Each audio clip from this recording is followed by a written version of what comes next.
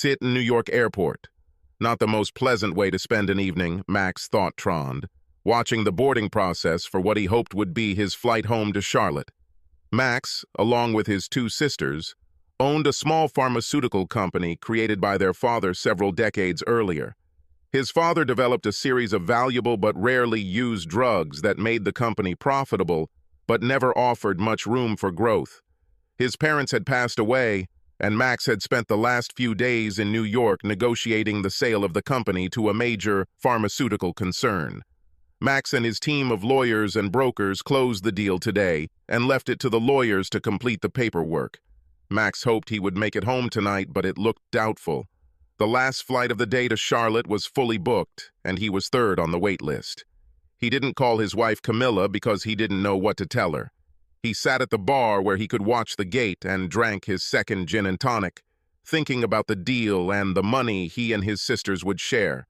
Something over $10 million for him, plus a well-compensated transition period with Big Pharma, meant a new lifestyle for him and Camille. Their twin girls were already out of the nest, or at least on their way. Both were in college, juniors at Duke, where tuition was eating him alive. But all this will change when the deal with the pharmaceutical company closes. Meanwhile, the boarding process was ending and the agents at the gate were ushering the last passengers onto the plane. And then a small miracle happened. The boarding sign changed, and Max saw that his name appeared on the waiting list. He threw the money on the bar, waved to the bartender who gave him a thumbs up, grabbed his briefcase and duffel bag, and ran for the exit. The agent at the gate handed him his boarding pass and quickly explained to him and two other passengers that the group of 4 who had checked in remotely had not shown up, so they were given seats. Max ran down the plane with his new buddies, and when he got to the gate, he realized he had a first-class seat. A good sign, he thought. I got on the flight, I'm sitting in first class, home a day early. This may mean that the pharmaceutical deal will indeed close. The boarding door closed as he boarded, and the flight attendant asked if he wanted something to drink as they taxied to the runway. He felt like he'd earned another drink, so he drank another GMT and then fell asleep, dreaming of a future for him and Camilla with enough money to always fly first class. The shock of landing woke him up. He eventually made it to the taxi stand to take a taxi home. He had driven his pickup truck to the airport a few days earlier, but now he was exhausted, a little drunk, and it was really late, too late to call Camille to come get him. They lived a few miles outside of Charlotte, so the cab ride was long enough for him to fall asleep again. The driver had to wake him up when they arrived. Max paid him, added a generous tip, and a little sluggishly got out of the taxi. It was a long, busy day and evening. He was already thinking about getting cozy in bed with Camilla when the taxi pulled away and he turned towards the house. What he saw stopped him in his tracks and woke him up completely. A gold Mercedes was parked in the driveway in front of his side of the garage. The car seemed like a very fashionable Mercedes, but then all Mercedes seemed fashionable to him. The house was dark. By then, it was past midnight, and Max just stood there for several minutes. He spoke to Camille from his lawyer's office around noon, and she said nothing about late-night visitors. He tried not to think about the unthinkable, tried to create a happy scenario that would allow him to snuggle up to warm, sleepy Camille in just a few minutes. However, his mind didn't work that way, so he slowly walked towards the door in the passage between the garage and the house.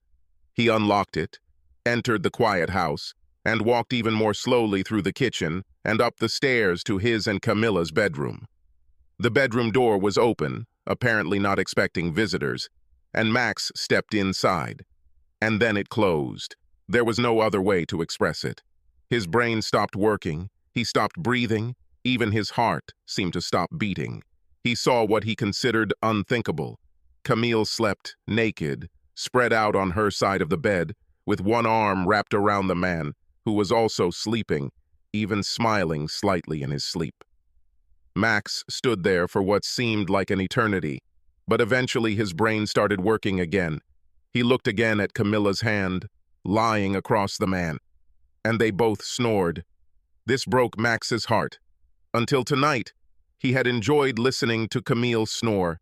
She was snoring quietly, almost purring, Max thought. He thought her snoring meant she felt absolutely safe, deep in the peaceful sleep that came from sharing a bed and life with Max. He often fell asleep with that soft purring sound in his ears. But that's all. He would never hear that snoring again, never sleep next to her again. Even with his heart broken, Max began to think again. He saw the man's clothes neatly folded, lying on the chair that Max had sat on hundreds of times. Smoldering rage began to flare up inside Max. He pulled up his pants and pulled out his wallet and car keys, then stopped to think a little more. He could get the tennis racket out of the bedroom closet and use it to beat the asshole up, he decided. He could also beat Camille. Both of these actions, while satisfying in the short term, could cause big problems for Max in the long term. Another idea began to form in his mind.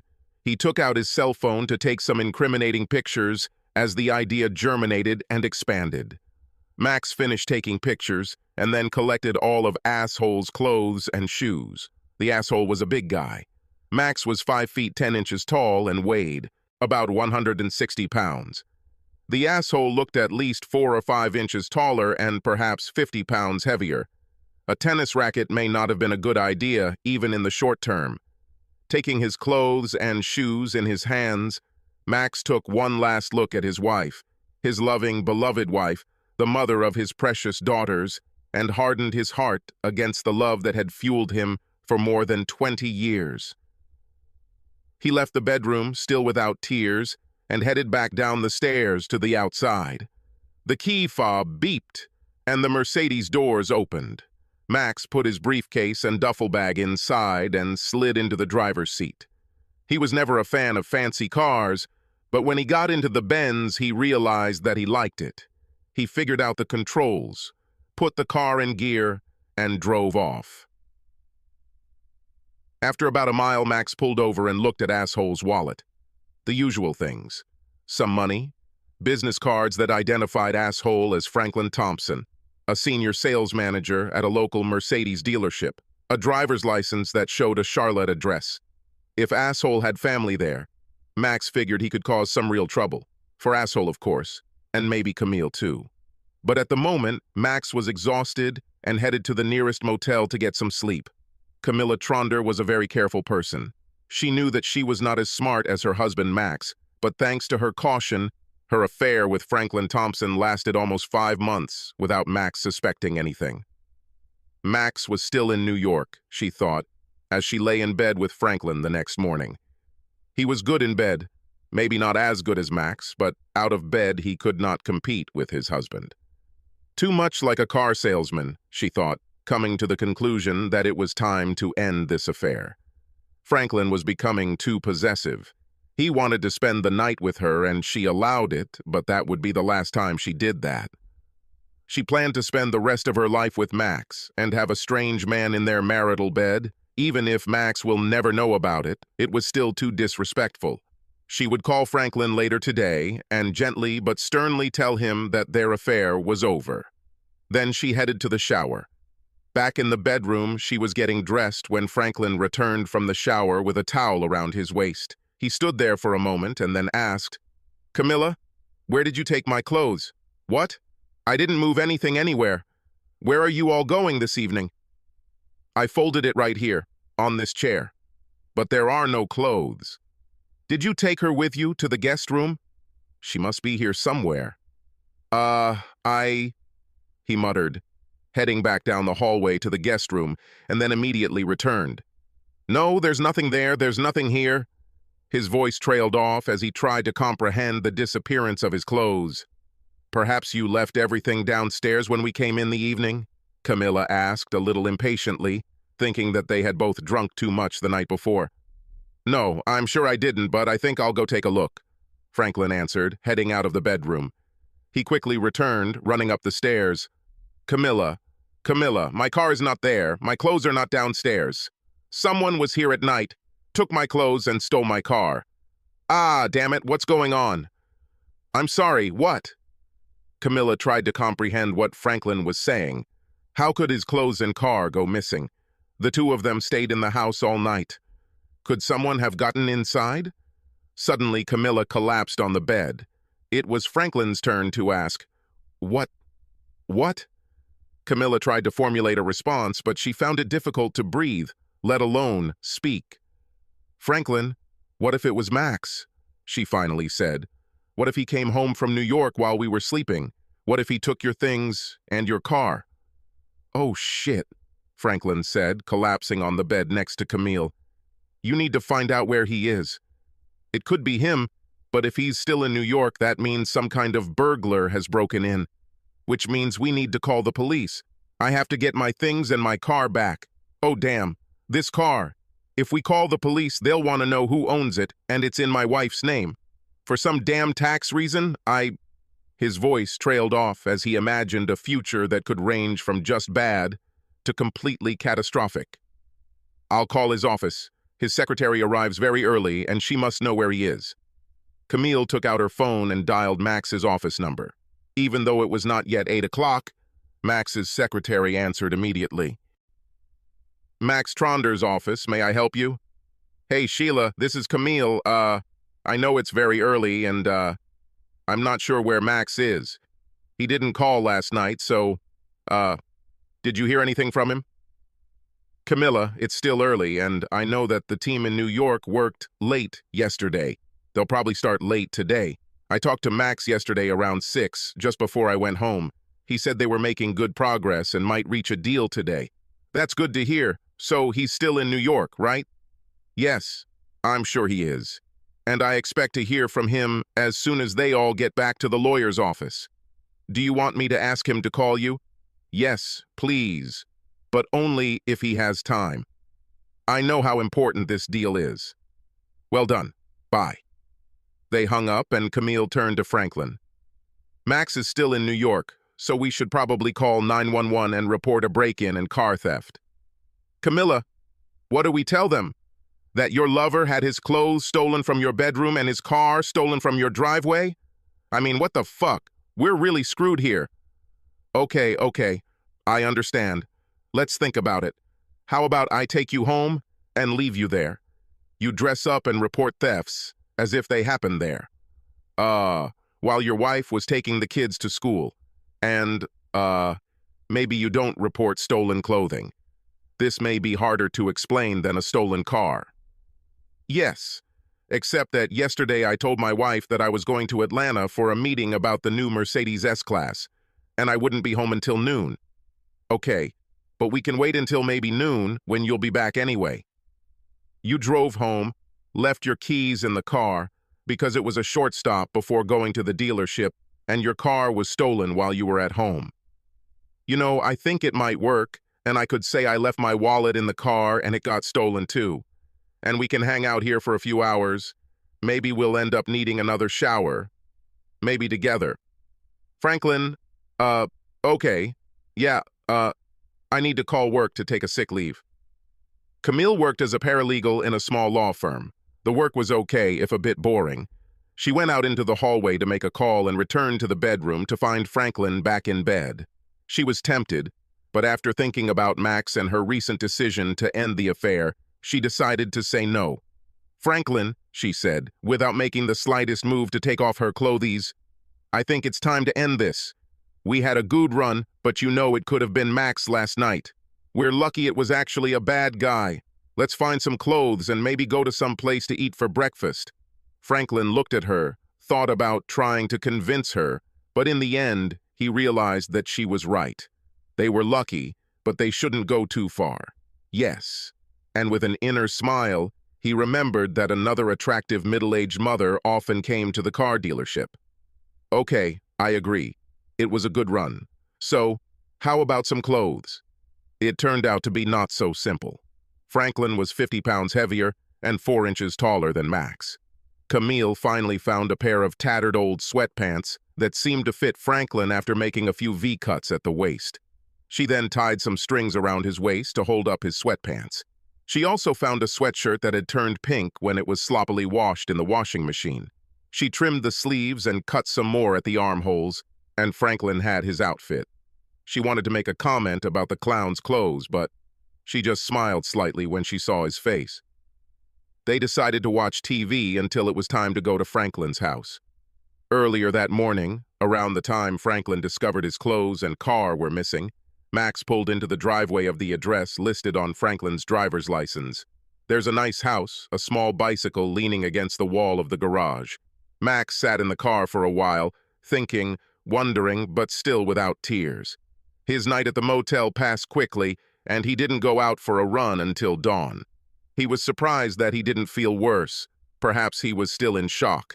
He walked to the front door, taking out Franklin's wallet with his driver's license, rang the bell, and a young woman who looked to be in her 20s, attractive, but a little frazzled, opened the door. Max was wearing a suit that he had bought the day before in New York, a white shirt that now looked rumpled, and no tie. He didn't look his best, but he hoped he didn't look threatening. He held up Franklin's driver's license so the woman could see it, and pointed at the gold Mercedes. Before he could say anything, the woman slammed the door in his face, but then opened it again a few seconds later, holding her cell phone in her hand. "I have 911 on my phone, and I'm ready to press send if you don't tell me my husband is okay." "Ma'am, I have a photo on my phone of your husband and my wife in bed at night, naked and fast asleep. To be honest, I don't think there's anything wrong with your husband, or with my wife either. If you want to call 911, call 911, and I'll just wait in the car." They looked at each other for a moment until her face fell, and she opened the door to let him in. She started to say something when they both heard "Mommy" from the kitchen. "Wait here, I'll be right back." She turned away, heading back to what Max assumed was the kitchen. He heard voices, hers, and at least one of the children. She returned, handing him a cup of coffee. "I hope you drink black coffee. I have to get the kids ready for school and then take them. I'm afraid I trust you more than my husband now. You can stay here until I get back, and then we can talk." "Fine." "Okay," Max answered. "I'm afraid we're in the same boat." He sat down in the living room, and soon a woman appeared with 2 children. She introduced him as Dad's friend and walked out the door with them. Max just sat there, drank some not-so-good coffee, thought about calling his office, but ended up just sitting there. When the woman returned, she silently ran up the stairs to the living room. A few minutes later, she came back down, looking better with her hair combed and her lips a little tinted. She extended her hand to Max. As they shook hands, she introduced herself. "Sorry for the recent commotion. I am Molly Thompson, currently married to Franklin Thompson, who is currently involved with the woman you are currently married to." Max couldn't help but laugh at her turn of phrase, and it felt good to laugh.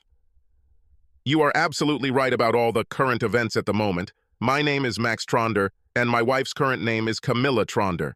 He then explained what happened last night and saw Molly's tears begin to flow. "I'm divorcing Camilla, and I'm sure the photographs will help me get a decent settlement. I can send them to your phone if you think you might need them." "Yes, I think I should have them," Molly answered, looking at Max with dead eyes.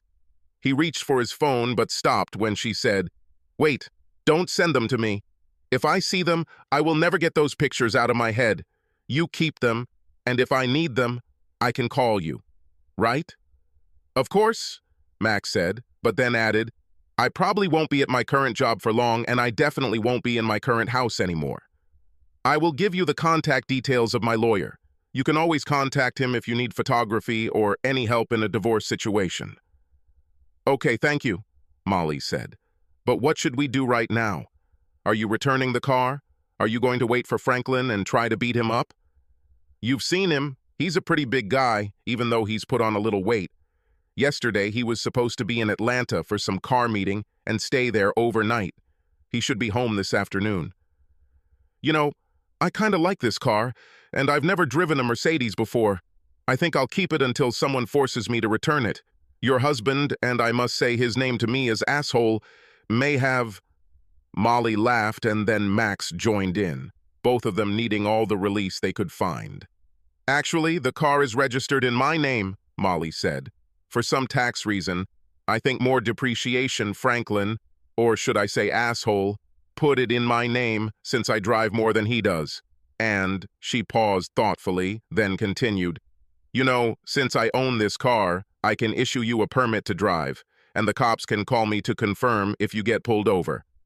Max liked the idea, but didn't respond, since Molly was obviously still working out the plan. And one more thing, she said. There have been a lot of break-ins in our area lately. You have Franklin's keys and clothes? If the key we're hiding in the backyard is missing when he gets here, he might try to break in. And if our security system is set to instant alert mode, he will attract interesting attention from the police. Molly, I think I'm falling in love again.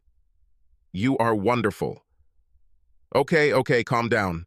Franklin can just wait to come back until the kids and I get home from school this afternoon, but I can pick them up and go to the park for a while. Let's give him more time to get into even more trouble. Whatever happens, please let me know, especially if he does get into trouble with the police. And call me when you need your car back. I don't want you to get into any trouble. We'll be done. Now you need to get out of here, and so do I. Max drove off in a beautiful gold Mercedes, wondering how much the same one, only in a better color, would cost. Molly gave him the permission slip, and he assumed she would get the hidden key, set the alarm, and leave for the rest of the day. Camille and Franklin actually arrived at Franklin's house around noon. Camilla dropped him off and quickly rushed off as if she was trying to avoid further infection. Franklin walked to his front door, hoping that it might not be locked because Molly was home, but at the same time, afraid that she might be there. Of course it was locked, and he hurried around the house to the rock in the backyard, where they kept the spare key.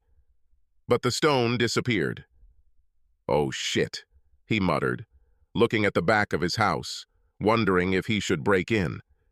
He tried to open the back door, but it was also locked, so he decided that he really had no choice but to force his way inside. He looked at the windows along the back wall, wondering which one would be best to break. He stopped at the window into the family room. The window was the largest at the back, and breaking it would give him more room to enter the house. He broke a branch from the tree he was about to trim and examined the window. Since he was barefoot, he needed a way to get through the broken window glass, which he could break. He pulled 2 chairs from the back porch and placed them next to the window. He thought he could climb over the chairs to avoid the glass and then just be careful when he entered the living room. A few deep breaths, and he was ready to go. Franklin threw a branch through the family room window and it shattered with a satisfying crack, followed immediately, unfortunately for Franklin, by the wailing sound of the home alarm system siren. To make things even more unfortunate, the police car just happened to be driving down his street, as Molly had called the local police station that morning to complain about potential break-ins in their area. Damn, Franklin muttered, trying to quickly climb over the chairs to get into the house and disable the damn security system, but not fast enough. Police!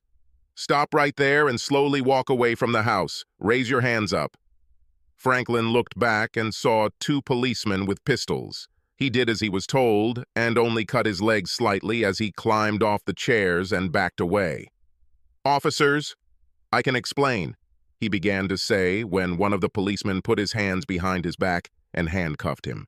The policeman ignored his attempt to explain himself and read out his rights. The policeman then asked if he wanted to say anything.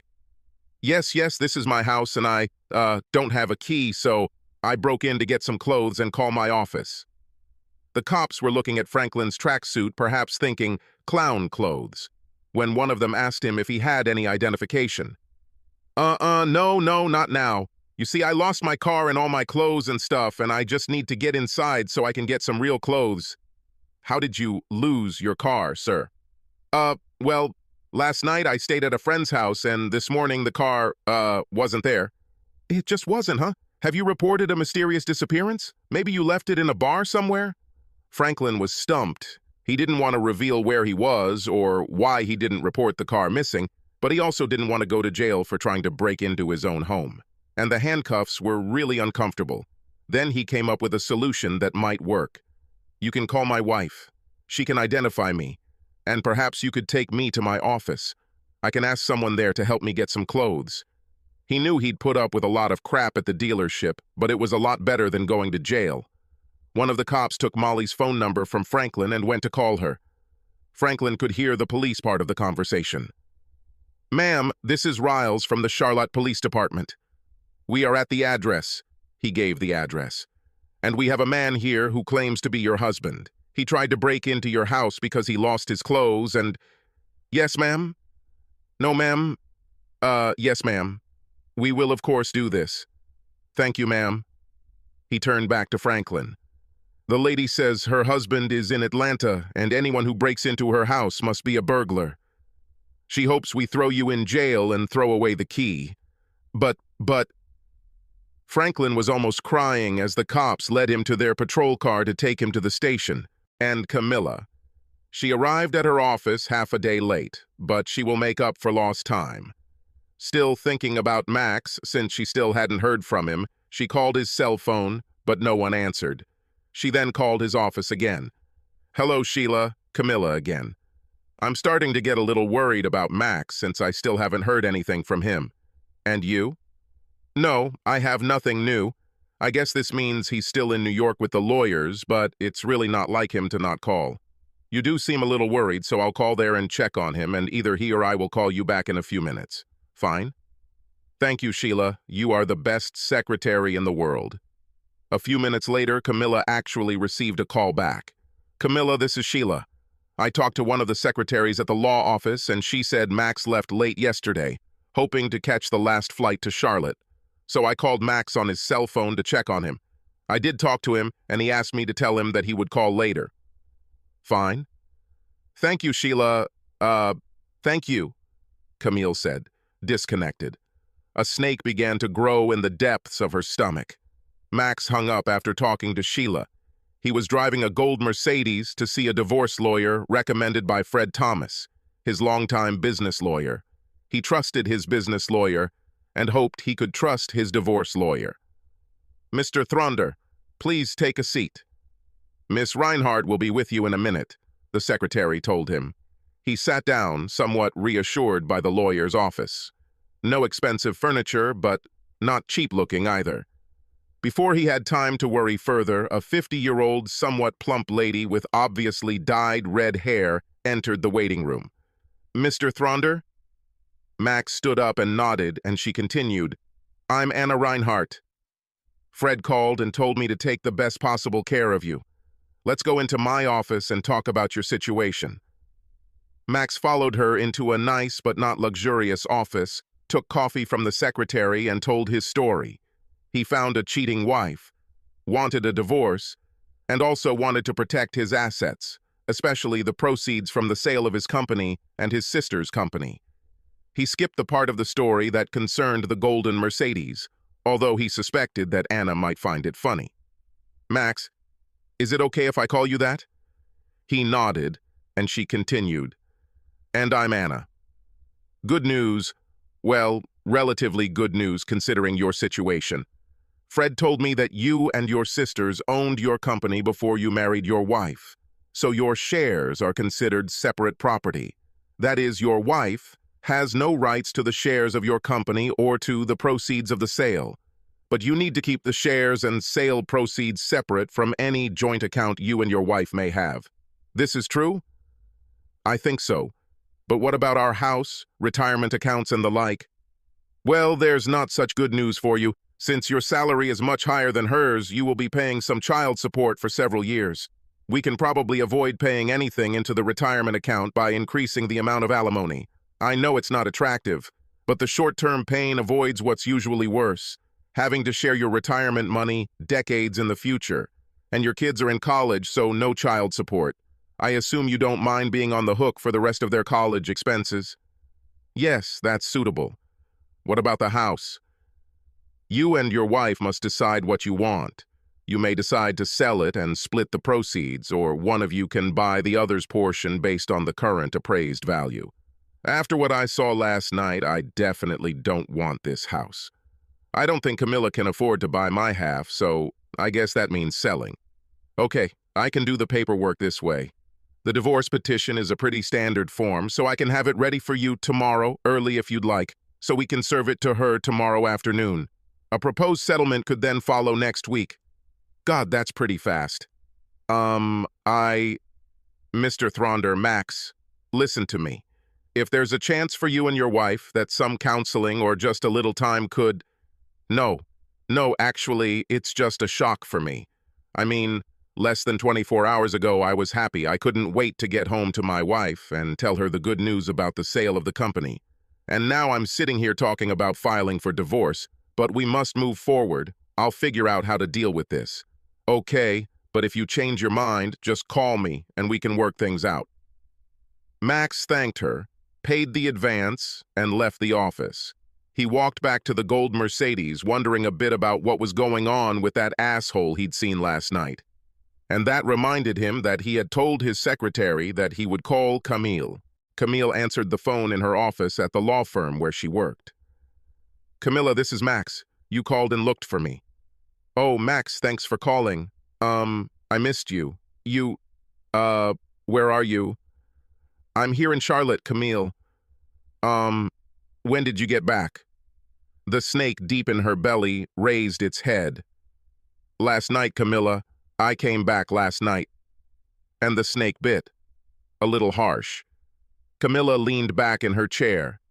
She knew she had to carry on this conversation, but she could barely breathe, let alone speak.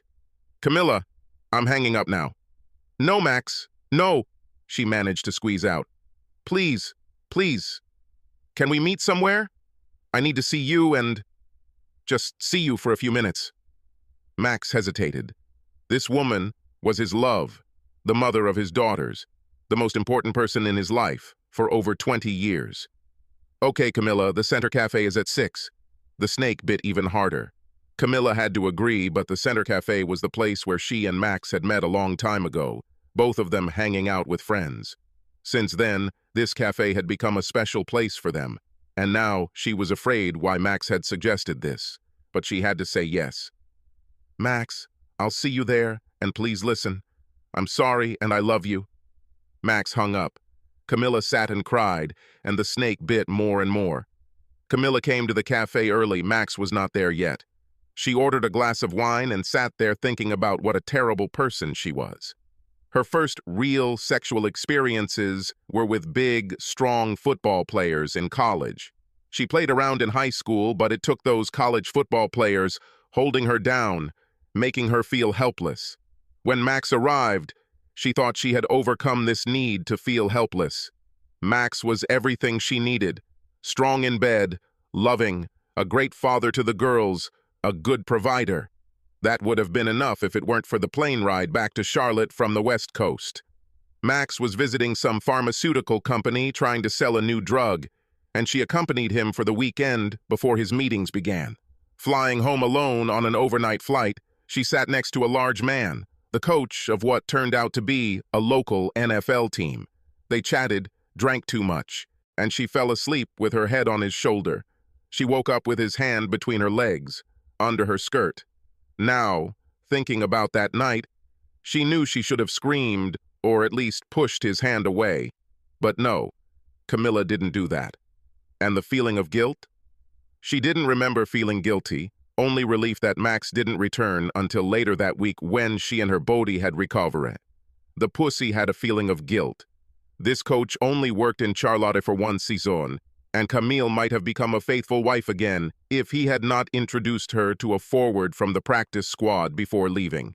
Not a star, not even a newbie, but just as strong and dominant in bed as the coach was. Camilla was actually grateful when she was assigned. After some time, the guilt finally surfaced. She wanted to remain faithful to Max and broke up with her lover. Camille thought she was done with her cheating by the time their girls left for college.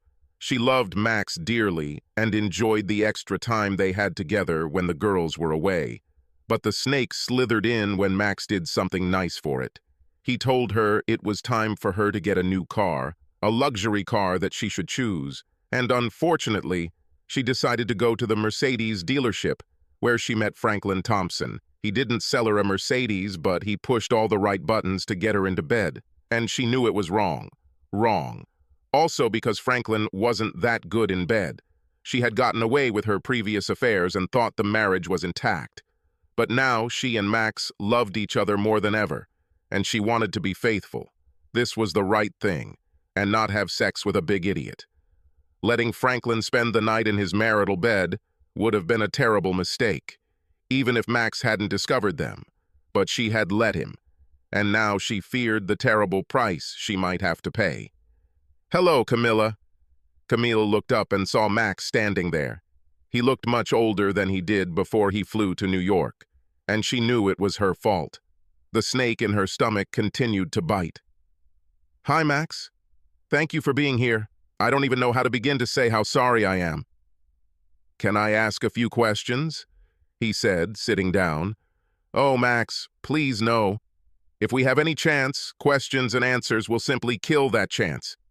Max, we should run away, just for a few days, to some island in the Caribbean, where we can be reunited, where we can hug each other, where—" "Camilla, please. You're delusional. If you can't answer my questions, I'll get up and leave now." The snake continued to bite, but Camille knew she had to endure the pain and let Max vent the way he wanted. Maybe, just maybe, he could come out the other side of his anger to some kind of reconciliation. "Okay, Max. Ask me anything." "Do you know what time I got home last night?" Strange question, she thought. No, not really. It had to be after—" She shut up. She knew what his next question would be, and it was, "And do you know what I saw when I got home? When I went upstairs to our bedroom? Or should I say, what used to be our bedroom?" "Yes, Max, I know what you must have seen, and I know it must have been one of the worst things you've ever seen in your entire life, and I know it's entirely my fault. That you saw this, and I am begging you to please listen to me. Max, I'm sorry. So sorry that I won't fight the divorce you want. If you want—" "Shut up, Camilla." "Next question. How many men have there been since we got married? If you're lying, if I think you're lying, I get up and leave." Camilla's first thought was to lie. The second thought was that lying was too risky, and the third thought was that the marriage was probably over anyway. 3, Max. 3 men whom I now regret having ever met. I think I can see in your eyes that our marriage is over, and I understand it. You deserve someone better than me. I'm willing to do almost anything to give us another chance, but I understand if you don't want anything to do with me anymore. Call the lawyer, Camilla. Tomorrow you will be served with divorce papers." Max got up and left. Camille sat there, too stunned to even cry at first. While she was thinking about what Max had just said, the snake in her stomach bit hard, and she actually started crying. Max walked out of the cafe, remembering how he and Camille first met there, decades ago, and wondering if this meeting would be the last time they ever had any kind of intimate conversation. Intimacy, he thought bitterly, must be the worst kind of intimacy, hearing your wife say that she had sex with other men, and to see her with that toad Franklin, in their bed, in their fucking bed, sleeping, her snoring. For God's sake, how am I ever going to get over this? Perhaps he could handle 3 faceless men in the 20-odd years they had been together. Just maybe with some counseling and a lot of humiliation on her part, maybe. But he would never get over that scene in their bed. Their marriage was over. And sitting in that damn gold Mercedes, he finally cried. At some point, Max realized that it was already getting dark. He blew his nose, wiped his face, and thought about what Molly Thompson had said that morning, which now seemed like a year ago. She told him not to send her pictures of her husband sleeping with Camilla. She felt that it would be much more difficult to forgive if she were confronted with visual evidence. Max decided to call her, share this thought with her, and check the situation with Mercedes. "Hello," Molly answered the call.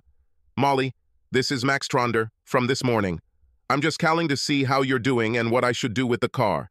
Max, thank you for calling. I seem to be holding on. You can keep the car for now. Franklin is in so much trouble that he won't need her for a while." "Trouble? I hope you didn't shoot him." "No, but he might prefer this option. He got arrested for trying to break into our house. and apparently took a swing at one of the cops. You know, he's a big guy, and the cop hit him with a stun gun. Then something happened while he was in prison. He doesn't want to talk about it, but I think he may have been attacked by another prisoner somehow. I wouldn't talk to him, and he ended up having to call his brother to post bail, and that means his whole family knows what's going on. Wow. Molly, I can't say I feel sorry for him, but I feel sorry for you. What I really want to say is that you made the absolutely right decision this morning not to look at the pictures of him cheating. If you have any chance of reconciling, these photos would make it a lot harder. Yeah, he finally came home a couple of hours ago, crying and telling me how sorry he was and begging me to let him stay, at least for now. You know, we have 2 little kids, so I'm going to try to figure this out. But life won't be easy for him. His own brother, who is a lawyer, told me that I should push for a prenuptial agreement, and he said he would help with that. Besides, I'm going to be in control of our finances, at least for a while. Franklin will be on a fairly short leash, and I plan to tug his collar frequently. Keep it up, Molly. I wish you all the best, and when you need to return the car, just call me. They hung up, and Max sat there, somewhat jealous of Molly. Perhaps Franklin learned his lesson. Being arrested and charged with assault for trying to hit a police officer on top of what happened to him in prison may have scared him a lot. Max hoped so, for the sake of Molly and their children. Finally, he drove back to the motel where he was staying. He had one more job to do before he tried to sleep. Call his daughters, Jane and Joan. "Hi, Daddy." It seemed to him that Jane answered. They were twins, not identical, but they might as well have been identical. They sounded alike. They went to a very expensive college together. They studied the same thing, nursing. At least they didn't look exactly alike. Close and obviously sisters, but not so obvious twins. Max often admitted, but only to himself, that he was happy that they were not identical. They were very good at ganging up on him, and he thought it would be even worse if 2 identical young women were forcing him to buy a car, getting him to stay out late, asking for money to go to Florida for spring break, which, whatever the request of the day is, "Daddy, please." But he also admitted, again, only to himself, that he enjoyed spoiling them. "Janie?" "Yes, you guessed correctly. Of course, there was a 50-50 chance. What's the matter?"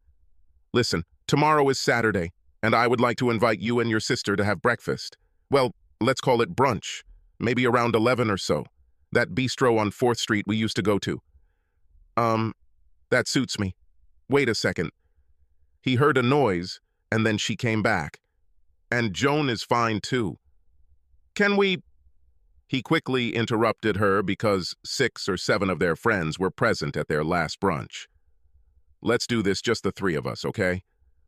"Of course," Jane replied. "But tell me what—" And again he interrupted her, not wanting to start a conversation on the phone, which was quite difficult even in person. "Listen, I need to run. See you at 11. Love you, and tell your sister I love her too. Bye." And he hung up.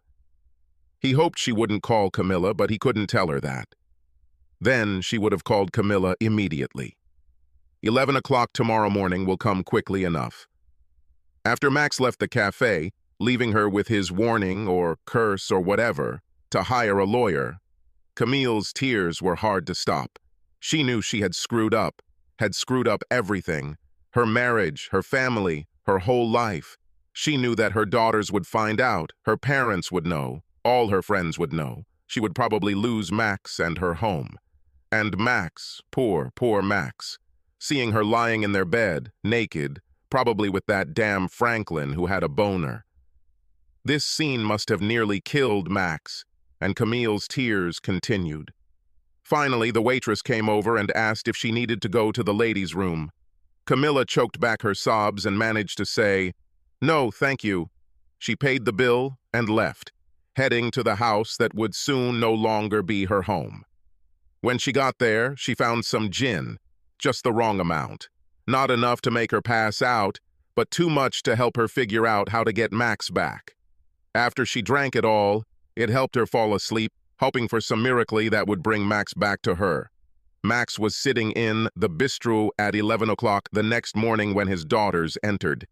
He reviewed and approved the draft divorce petition early in the morning, then drove 2 hours from Charlotte, using that time to figure out how and what to say to Jane and Joan.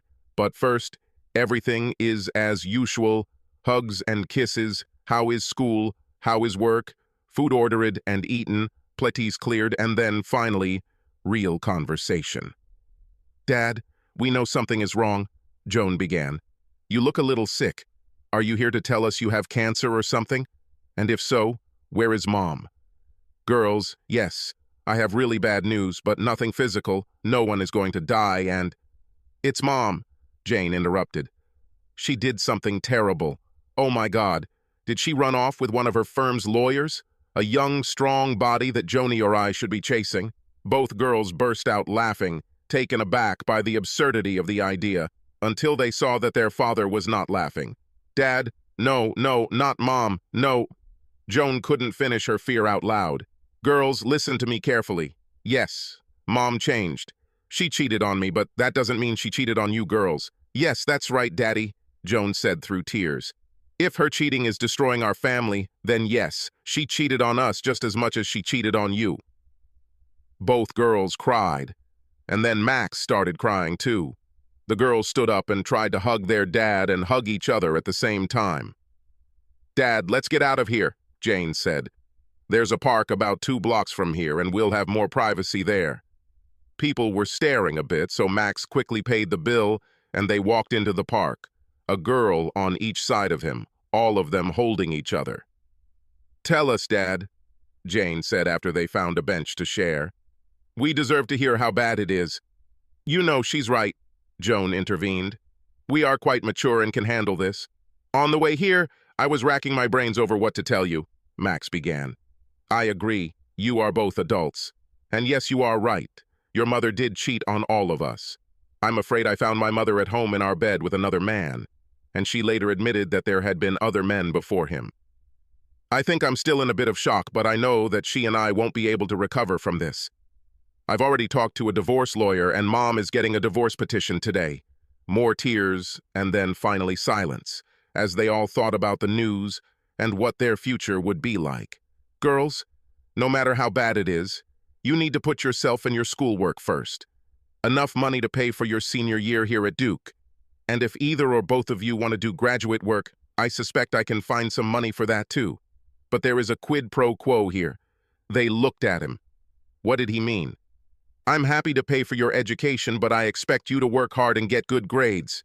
Yes, what Mom did makes it difficult to concentrate on school, but you told me that you are adults, and real adults, mature, disciplined people can handle such adversity. Right?" They looked at each other, cried again, and hugged him. Yes, Daddy, you are the best, and we absolutely, positively will not let you down." Joan encouraged him while Jane looked thoughtful. "Dad, Joan is right. We won't let you down. But what about you? Will you be okay? What are you going to do?" "Well, you can think about a lot in a 2-hour drive. First, I want you both to know that what you said does not surprise me at all. I know you will continue to do well in school, and I will continue to be proud of you. As for me, what my mother did beat me up pretty bad. I could crawl into a hole and just, suffer, feel sorry for myself, try to find a way to make peace with your mom. But I realized that this doesn't suit me. I've spent my entire adult life caring for other people. When I started working for my grandparents' company, I took care of them. And then after they left, I took care of my sisters as they owned their shares in the company. And then I took care of my mom, and I took care of you girls. It sounds like I'm complaining, but I'm really not. The company will soon be sold, and this will relieve me of responsibility for my sisters." Camilla left. "And you guys, I promise that I will be happy to take care of you, to help you start your adult life. So what? 2 home runs out of 3 in terms of the women in my life. Not bad at all. That leaves me. And guess what? I look at this whole story with betrayal and divorce, not as the worst thing in my life, but as a chance to start a new life. A whole new life dedicated to caring for one person. Me? Fine. Dad? Really? I mean, if you really mean what you say, that's great," Joan said. Jane was a little more skeptical. "Dad, what does all this really mean?" New life? What? Work for another pharmaceutical company? Are you buying a farm? What? Good question, and I really have a good answer. No details yet, but this new life will be physical. I'm going to run marathons, climb mountains, swim across the Atlantic, climb the Alps, go on safari. I have a million things I'm going to do. And guess what? While I'm doing these things, I might meet a nice woman doing the same thing. And who knows? Damn it, Dad, this is amazing. Both girls looked at him with their mouths open. This was their father, not some enterprising stallion.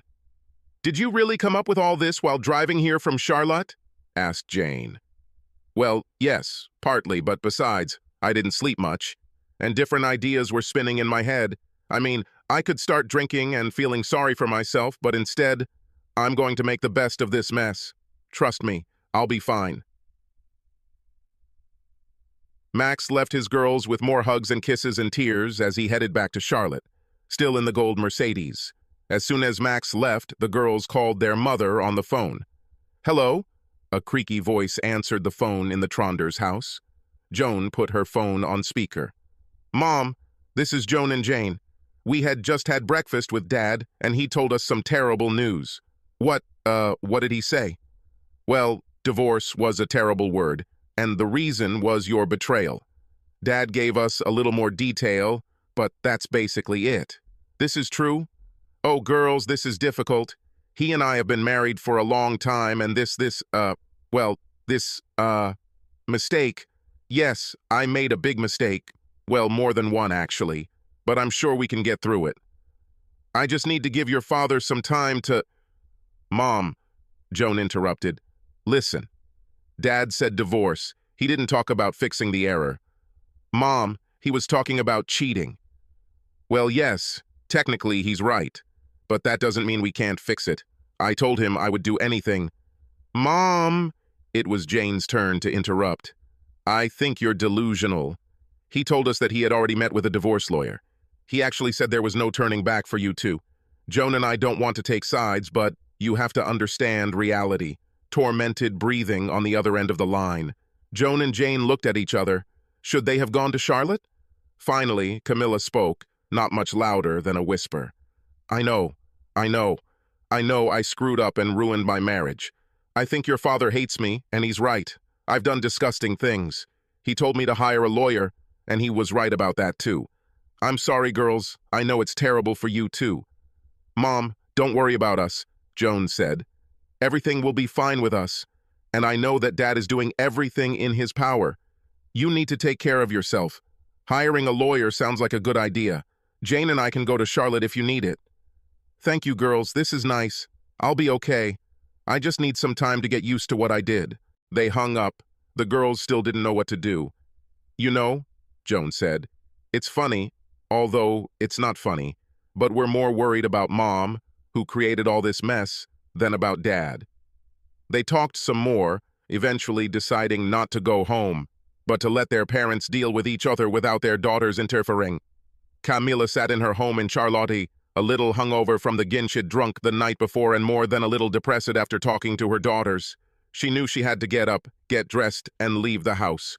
Do something, she thought. As her thoughts turned to perhaps buying some more gin, the doorbell rang. Camilla opened the door. A young woman stood on the threshold. She looked like she was chewing gum. Can I help you? Camilla asked. Yes, ma'am. Are you Camilla Tronder, Max Tronder's wife? Why, yes, it's me. Why are you asking? Ma'am, you have been served, the woman said, handing Camille a folder with documents and taking photographs. What? What? Camille asked as the woman walked back to her car.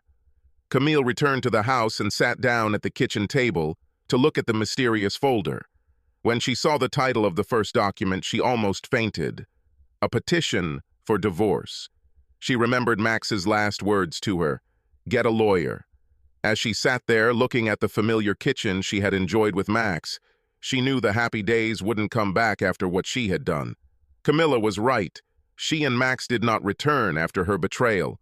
6 years later, sitting in the ballroom of an expensive hotel and watching Jane dance with her new husband, Camilla mentally plunged into the past. When the girls were teenagers, she thought life was terrible. Too many activities, too much teenage angst because too many boys were either too mean or, from Camille's point of view, too nice to the girls. Max was too busy with her assistant job, and lawyer is too boring. Life had been overwhelming then, but now she missed it terribly. She was still working at the same law firm, doing the same boring paperwork. She dreamed, "Camilla, here is your wine." Camille looked at her beau, the perfectly sweet middle-aged, paunchy, balding lawyer who had escorted her to Janie's wedding and reception. "The bride looks lovely, just like her mother. Thank you, Carl, you're sweet, and thanks for the wine." He was a sweet man, and she could imagine marrying him if he was interested, but he definitely wasn't Max. She couldn't help but look across the room at Max. Max had just returned from a mountaineering trip to Nepal, and Camilla thought he looked like one of those bronze Greek god statues. Tanned, incredibly fit, even more handsome than she remembered.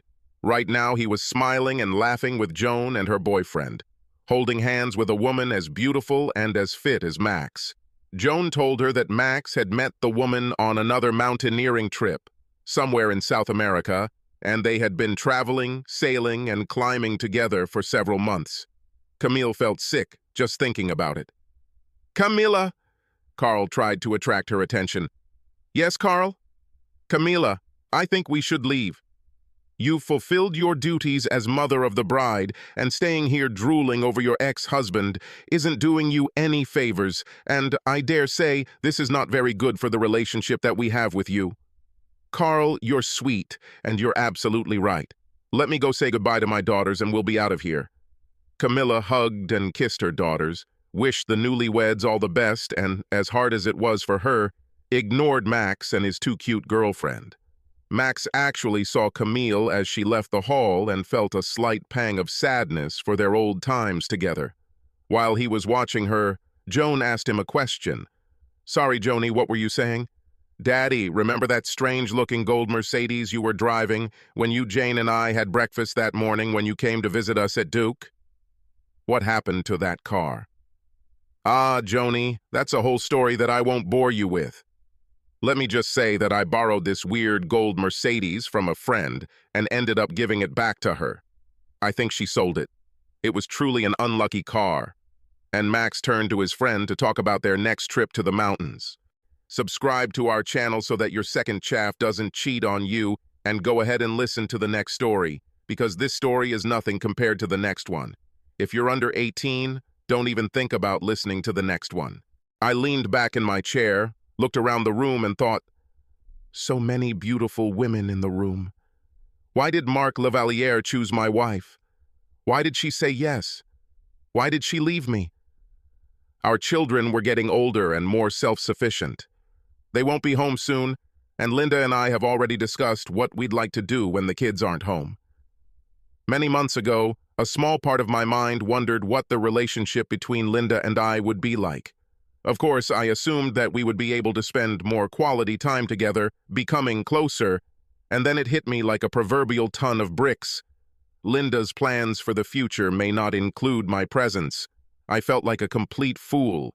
That thought evaporated all my sadness and disappointment, leaving me with only my anger.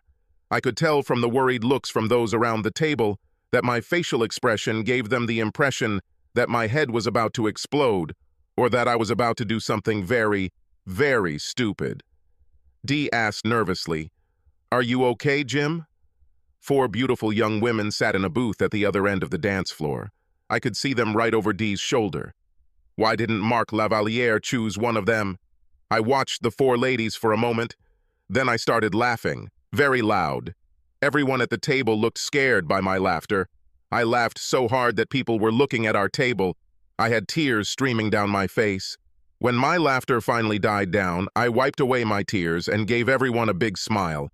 I realized that my life had just changed dramatically. I was no longer in a monogamous relationship. I no longer had to worry about my wife's feelings because my wife no longer cared about mine. Everyone stared at me. I smiled at D, took the wedding ring off my finger and handed it to the amazed D. "Tell this to Linda when you see her." "I have things to do." I stood up and threw a 10 on the table. "This is for my drink. Since you encouraged Linda's cheating so much, you can pay for it." When I left the table, my former friends called me. As I left the club, I wondered what I would say to them if they tried to follow me. The only thing I was sure of was that if any of the husbands followed me and did not heed my warning, I would break their nose. As I walked, my thoughts were racing. Linda was going to have selfish fun. I was going to have selfish fun myself. When I arrived at the hotel, I asked the young woman at the front desk if they had any full-size suites available. She told me no, but if I was looking for a bigger room, there would be a honeymoon suite available. She listed many of the amenities available in the room. "I will take him. We will not be able to rent out the room you're in now, since it is already late at night. I'll pay for both rooms.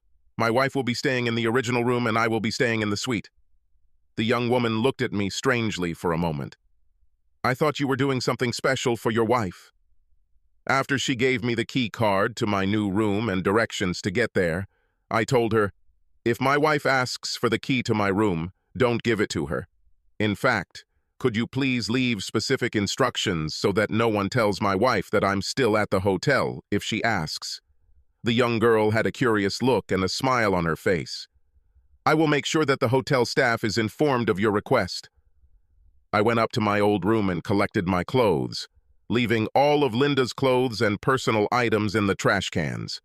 I took the elevator to the top floor. The honeymoon suite was huge, and even had a jacuzzi on the large balcony overlooking the city. I bought an expensive tuxedo with me in case we decided to drink late at one of the more fashionable restaurants nearby. I put on my jacket and headed back to the club, stopping at the ATM to withdraw some cash. When I returned to the club, there was a long line to get in. I approached the doorman as if I owned the place.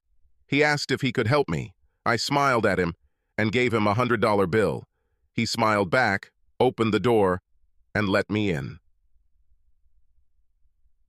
My former friends were sitting at the table when I entered. I looked around the club, hoping to see what I had seen before. A table at the side of the dance floor with 4 beautiful young women sitting at it. There weren't any men with them, so it must have been some kind of bachelorette party. Perfect for me. I walked through the entire club. Dee noticed me as I walked past the table and tried to wave and call me by name. Everyone at the table turned to look at me. I paid no attention to them as I crossed the hall and casually approached a table with 4 ladies. For what reason are 4 beautiful ladies sitting unaccompanied? All 4 ladies smiled at me. The taller brunette laughed loudly and said, "We're here with our girlfriend. The stupid guy left her for some bitch, and we're cheering her on." The brunette was definitely tipsy. "Well, if you don't mind, lady, I'd love to dance with your friend and get a chance to cheer her up." Ace turned to the petite red-haired girl. She smiled and extended her hand to me so that I could help her out of the booth. When we started dancing, I asked her name. "Samantha." "My name is Jim. How could you date such an idiot that he could let such a beautiful woman go? Because he's an asshole." I laughed and smiled at her. We talked a little while dancing. She went to college to become a nurse and grew up nearby. The song ended and a slower song began. We continued to dance. The music was not so loud, and Samantha asked, "Are you married, Jim?" We broke up. "Was it your wife who danced with Mark Lavalier earlier?" I noticed that she disappeared after that dance. You noticed this, right? Everyone in the club noticed it, Jim. I gave Samantha my best smile. "I think you found out that we broke up at the same moment that I found out." Samantha smiled warmly at me, and we danced very close until the end of the song. We had both recently been hurt by someone we cared about, and it felt good to hold each other. When the song ended, we returned to Samantha's table. Samantha said to the others at the table, "I know we agreed that no men would sit with us, but I want Jim to stay with us." Brunette, clearly trying to play with me and Samantha. "I don't know. We agreed that there would be no guys." "How about I buy a couple bottles of champagne to make up for it?" "I don't know. A deal is a deal." Samantha smiled at all 3 and said, We saw Mark Lavaliere leave with his wife. Three voices at once shouted out, "Not a damn thing!" Three ladies walked around the booth to make room for Samantha and me. Before I could get any names, the blonde next to Samantha asked, "Do you guys have an open marriage?" "Absolutely not." Then another blonde asked, "What did she tell you?" "Nothing. She told me she went to the toilet and snuck out through the back of the club with Mark." I pointed my thumb over my shoulder without turning around. "And all my former asshole friends covered for her." At that moment, the waitress came over. I asked if everyone liked champagne, and everyone smiled. "2 bottles of your most expensive champagne." The girls applauded. Before they could ask me another question, I introduced myself. Their names were Kim, Christy, and Susan. They were all studying to be nurses with Samantha. After the champagne arrived and everyone drank a full glass, Christy, the brunette, asked me what I was going to do with my wife. As far as I understand, we broke up the moment she walked out the door. "Do you have children?" "Unfortunately, yes. A boy and a girl, 15 and 13 years old. But in a few more years, they will be left to their own devices, and I am going to change my wife." Samantha took my arm and said loudly, "To hell with it! You're with me tonight." We all clinked glasses and drank champagne. I told the girls a few jokes. They told me several jokes. We laughed and drank. They danced with some guys and with each other. Samantha remained sitting with me, her arm wrapped around me. Towards the end of the evening, Christy got angry, jumped up from the table, and ran away. We all turned to see where she was going. It turned out that Dee decided to come talk to me, but Christy stopped her near my ex-friend's table. We couldn't hear what was said, but we could see them talking loudly to each other. It ended after Christy started poking Dee's chest multiple times while screaming in Dee's face. Dee cried and sat down again. Christy then lashed out at everyone at the table.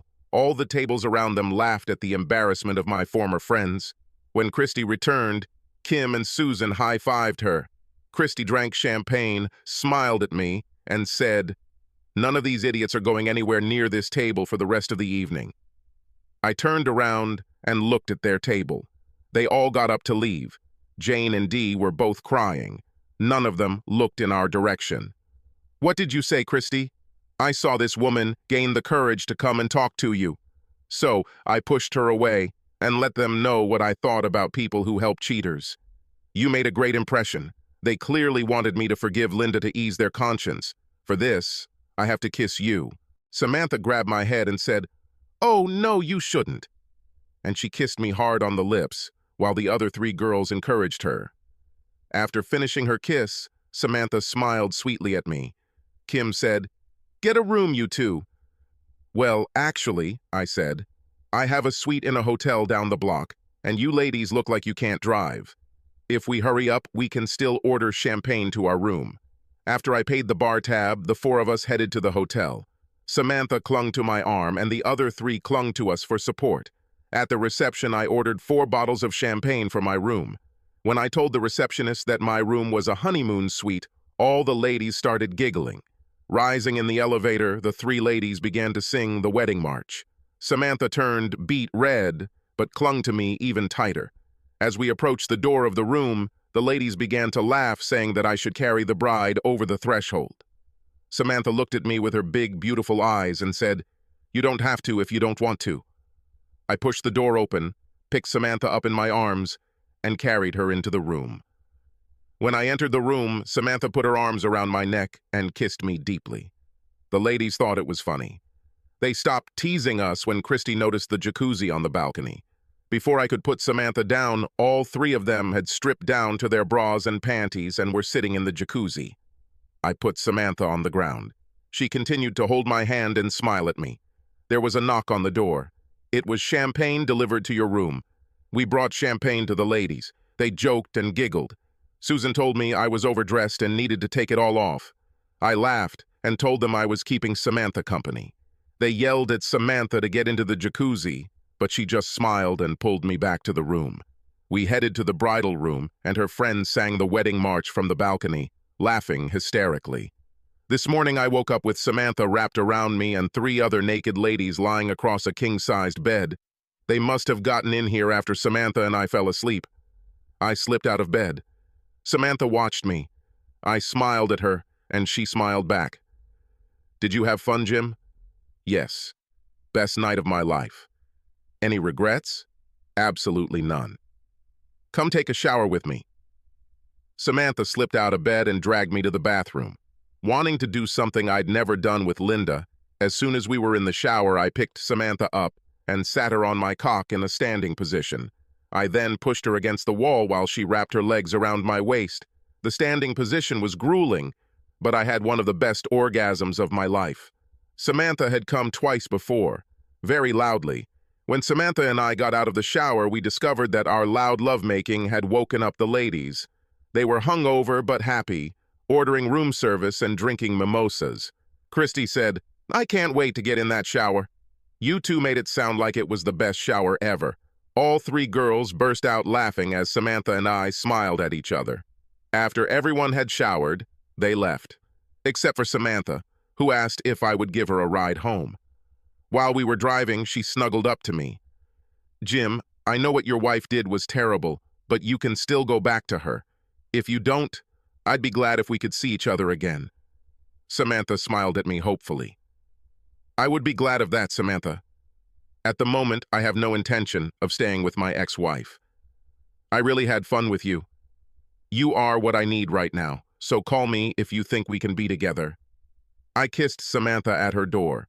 When she opened the door, Christy was sitting on the couch and smiled at me, waving. As I left, I realized that I was putting off making a decision about what to do with Linda. Returning to the club was a sudden reaction to Linda's infidelity. It didn't solve my problem with Linda, but it made me feel a lot better. When I got home, I took a break and plopped down in a chair in the living room. I didn't bother turning on the light because I was thinking about how to end my broken marriage with the least harm to my children. After a while, I have no idea how long, I heard a car in the driveway, then the key turning in the lock. Jim, I'm home." Her voice sounded exactly the same as it always did when she returned home from running errands. She closed the front door and turned on the light. I turned to look at her. She looked exactly the same. The blue dress still adorned her as in the evening. Dark hair flowed down his back in the same way. Poster shoulders, face, rings on fingers. Everything was exactly the same. It was as if nothing had changed at all, as if she hadn't spent all night and all morning betraying me with an asshole. This is impossible, I thought. There should be some visible difference, something indicating what she did, at least some shame on her face. There was nothing. "It's just me, the same old me as always," she said with a gentle smile. Of course, she knew what I was thinking. "Nothing has changed here, nothing has changed. My love for you is exactly the same as yesterday." I wish I could say the same. Listening to myself, I realized how dispassionate it sounded. "Jim," with the look of a dead gentleman, I stared at Linda, pointing to our bedroom. "Do not start. Go take a shower." After trying to say a few words while I kept pointing towards our bedroom, Linda finally left. After her shower, she returned downstairs. "Jim, where are my clothes from last night?" "I think in the hotel room where you left it." "You didn't bring my clothes home?" "No. Did you leave something important there?" Linda looked like she was about to say something when she realized her next statement would be something about how inattentive I had been. Instead, she sat in silence as she realized how incredibly stupid that would sound. "Why did you do that, Linda?" Linda sighed. "It was Mark Lavaliera. He is rich and famous and can have any woman he wants. Last night, when he asked me to dance, I felt like the most popular girl in the room. He made me feel special." Linda was still beaming from the night before. As she said this, I saw that she had tuned out our conversation as she fondly recalled moments from the previous night. This was that moment when I realized it was truly over. Linda will always cherish her time with Mark Lavaliere more than any moment with me. I was just an afterthought. "Do you love him?" "No, I don't love him. It was just sex. I love you, Jim. You and I have completely different understandings of how to treat the person you love. I could tell by the surprised look on Linda's face that she felt entitled. I was just being a crybaby because my ego was hurt, which was sad because she crushed my ego purely to feed hers. I came back to you, Jim, because I love you. If he asked you to stay, to become his girlfriend or wife, would you be here now? Linda hesitated, then noticed that I was watching. Of course not, I love you, Jim. You hesitated, Linda. I understand what this look means. You would have been there if he asked. It was just one night. It was just sex. The discussion is over. I have something to think about. Pack some things for you and the children and stay with your parents with them. Whole week. But Jim, the discussion is over. If you really want to urgently solve the problem right now, given the way I'm feeling, you won't get the results you're hoping for. This time there was anger in my voice and look. Linda packed her bag and left.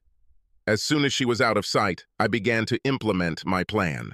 I had an epiphany when I saw Linda standing at the entrance in her blue dress, looking completely unchanged. I knew something had to change if I was going to survive this. I called my boss and told him I needed 2 weeks off.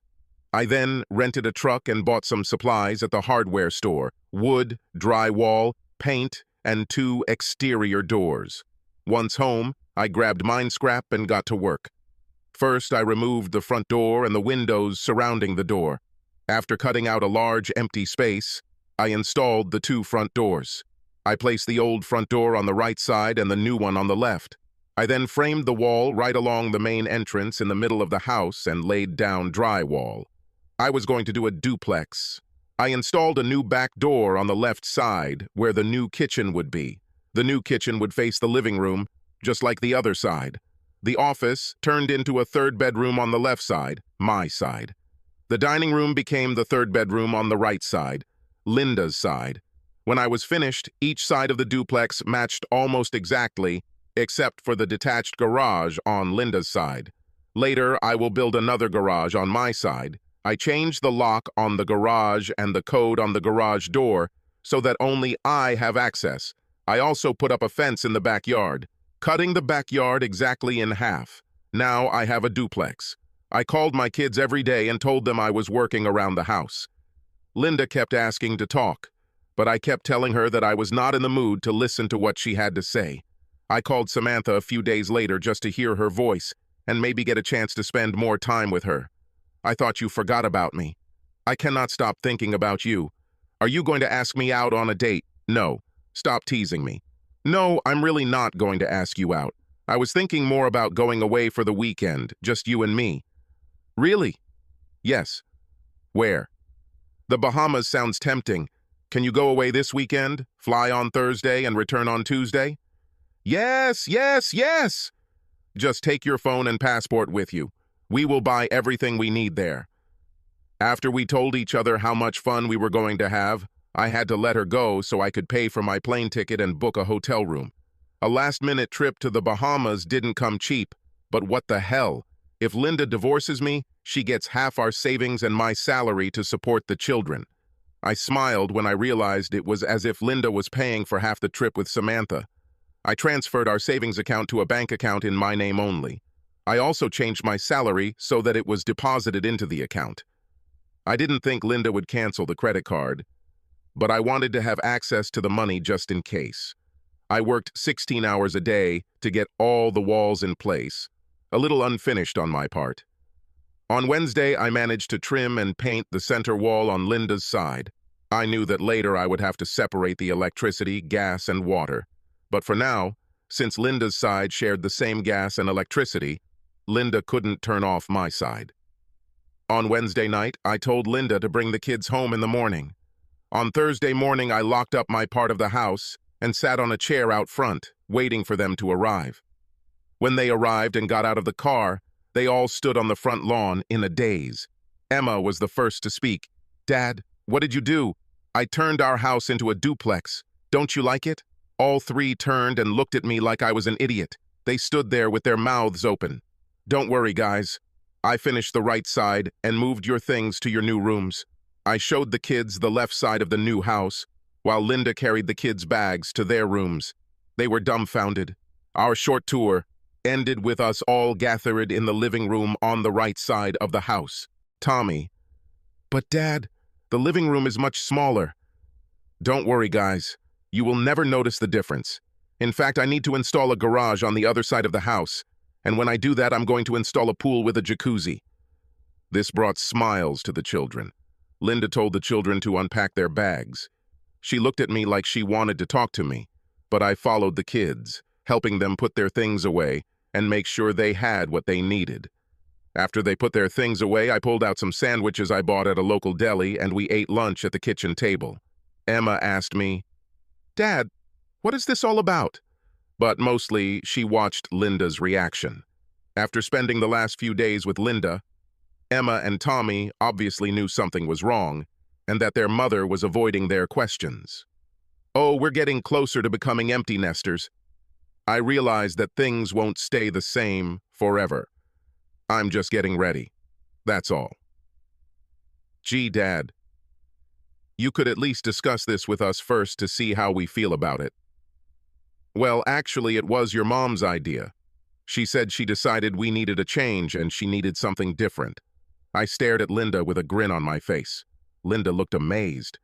"Mom, why did you make such an important decision and didn't discuss it with us?" asked Emma. Tommy, "Yes, Mom. Don't you care what we think?" Linda looking confused. "It was just a misunderstanding. Your father just misunderstood how I felt." "I don't know, honey.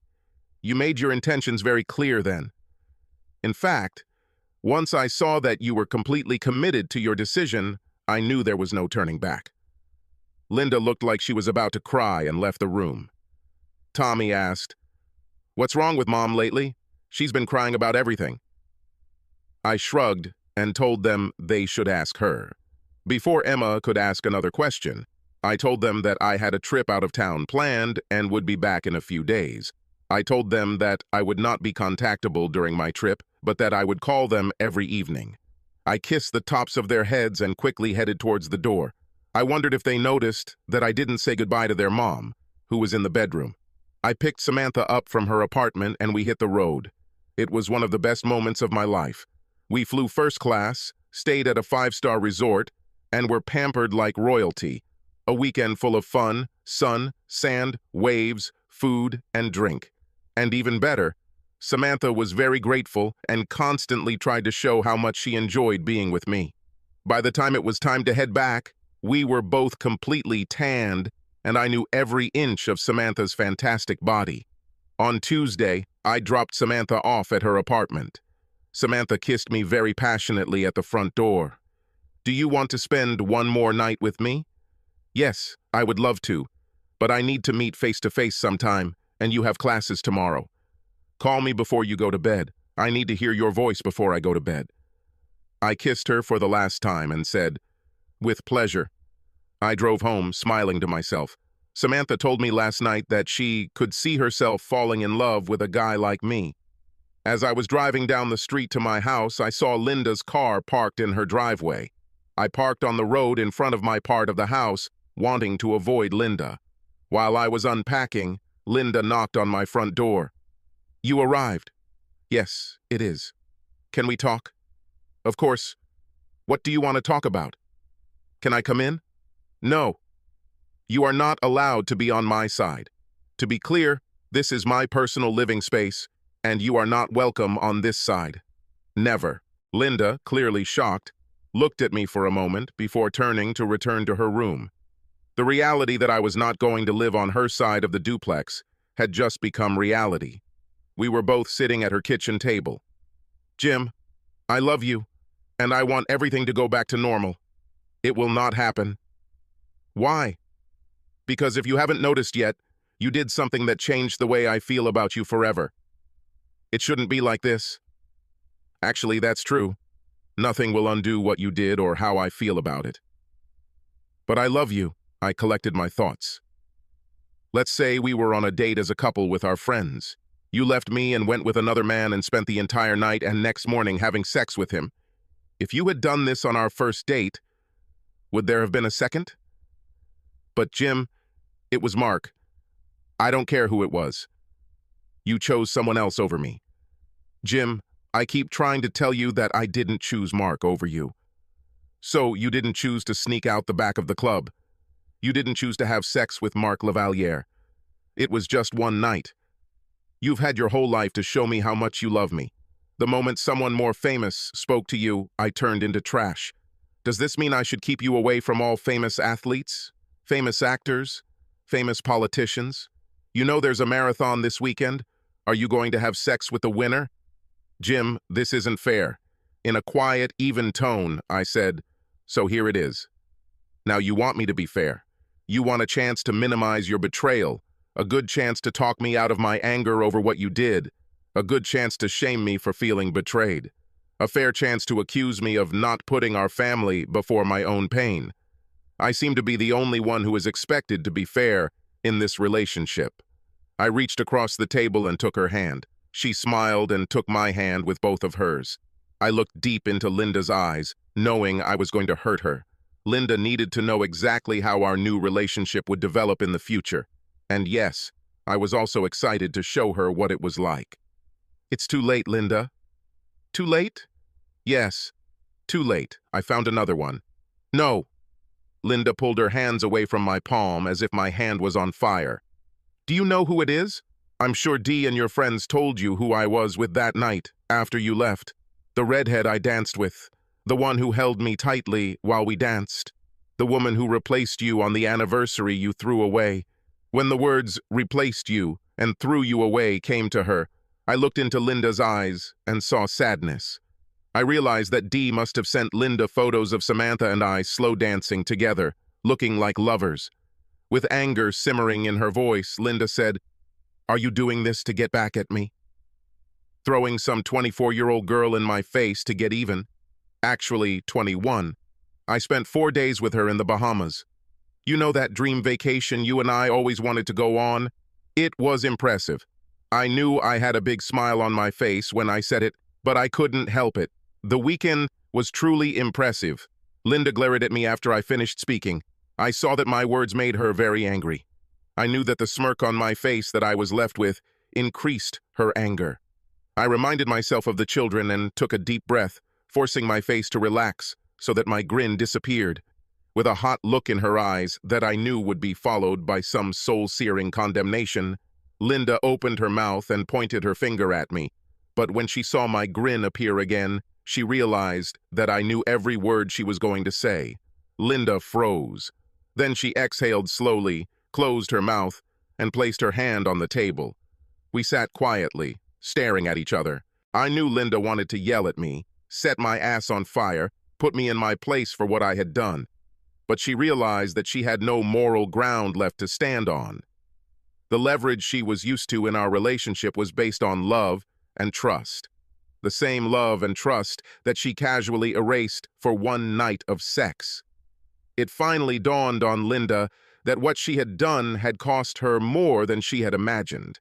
I'm sure that when Linda decided to sleep with Mark, she thought she would just spend some of the chips she had accumulated over the years of our marriage. She finally had a suspicion that she had foolishly put everything she had on the line. Linda sat quietly for a moment, staring at her hands clasped together on the table. "It doesn't matter. I love you. Yes, you continue to be sure that your love means something special. Why do you think your love is important to me after what you did? It's obvious that my love for you means nothing to you, so why should I value your love? But I don't want to lose you." "Well, I don't understand why you thought you could completely destroy my trust in you and expect to keep me. You took me for granted, and now you don't deserve me." Linda looked confused. "I'm going to my place. I still have a lot of work to do around the house. I'll be back to have dinner with you and the kids. Please don't bother me until then." I got up and returned to my apartment. Linda cried when I left. Leaving Linda was terribly painful. I wanted to hug her like before, but deep down I knew there was no going back to what we were. The Linda I thought of as my wife was not, and never will be again. Everything I will ever have with her will be a painful reminder of everything we could have had, everything she carelessly destroyed without a second thought or an ounce of guilt. Before dinner, the kids and I went to my side of the house to look around. I showed them the new kitchen area and how I was going to cut out the back wall and make it all glass to overlook the new pool. They looked worried as they looked at the fence dividing the backyard in half. They realized that this side would be Daddy's. I then showed them where their new rooms would be on my side of the house. "Why do I need 2 bedrooms in the house, Dad?" asked Tommy. "Because this side will be my home and that side will be your mother's home." "Emma, are you and your mom getting a divorce, Dad?" Mom doesn't say anything, no matter how many times we ask. "No, they just separated. I don't want to be a dad for the weekend, so I thought I'd just split the house and you two can live on whichever side you want that day." Before we could continue, Linda poked her head through the front door to announce that dinner was ready. We ate in silence. Linda was tense.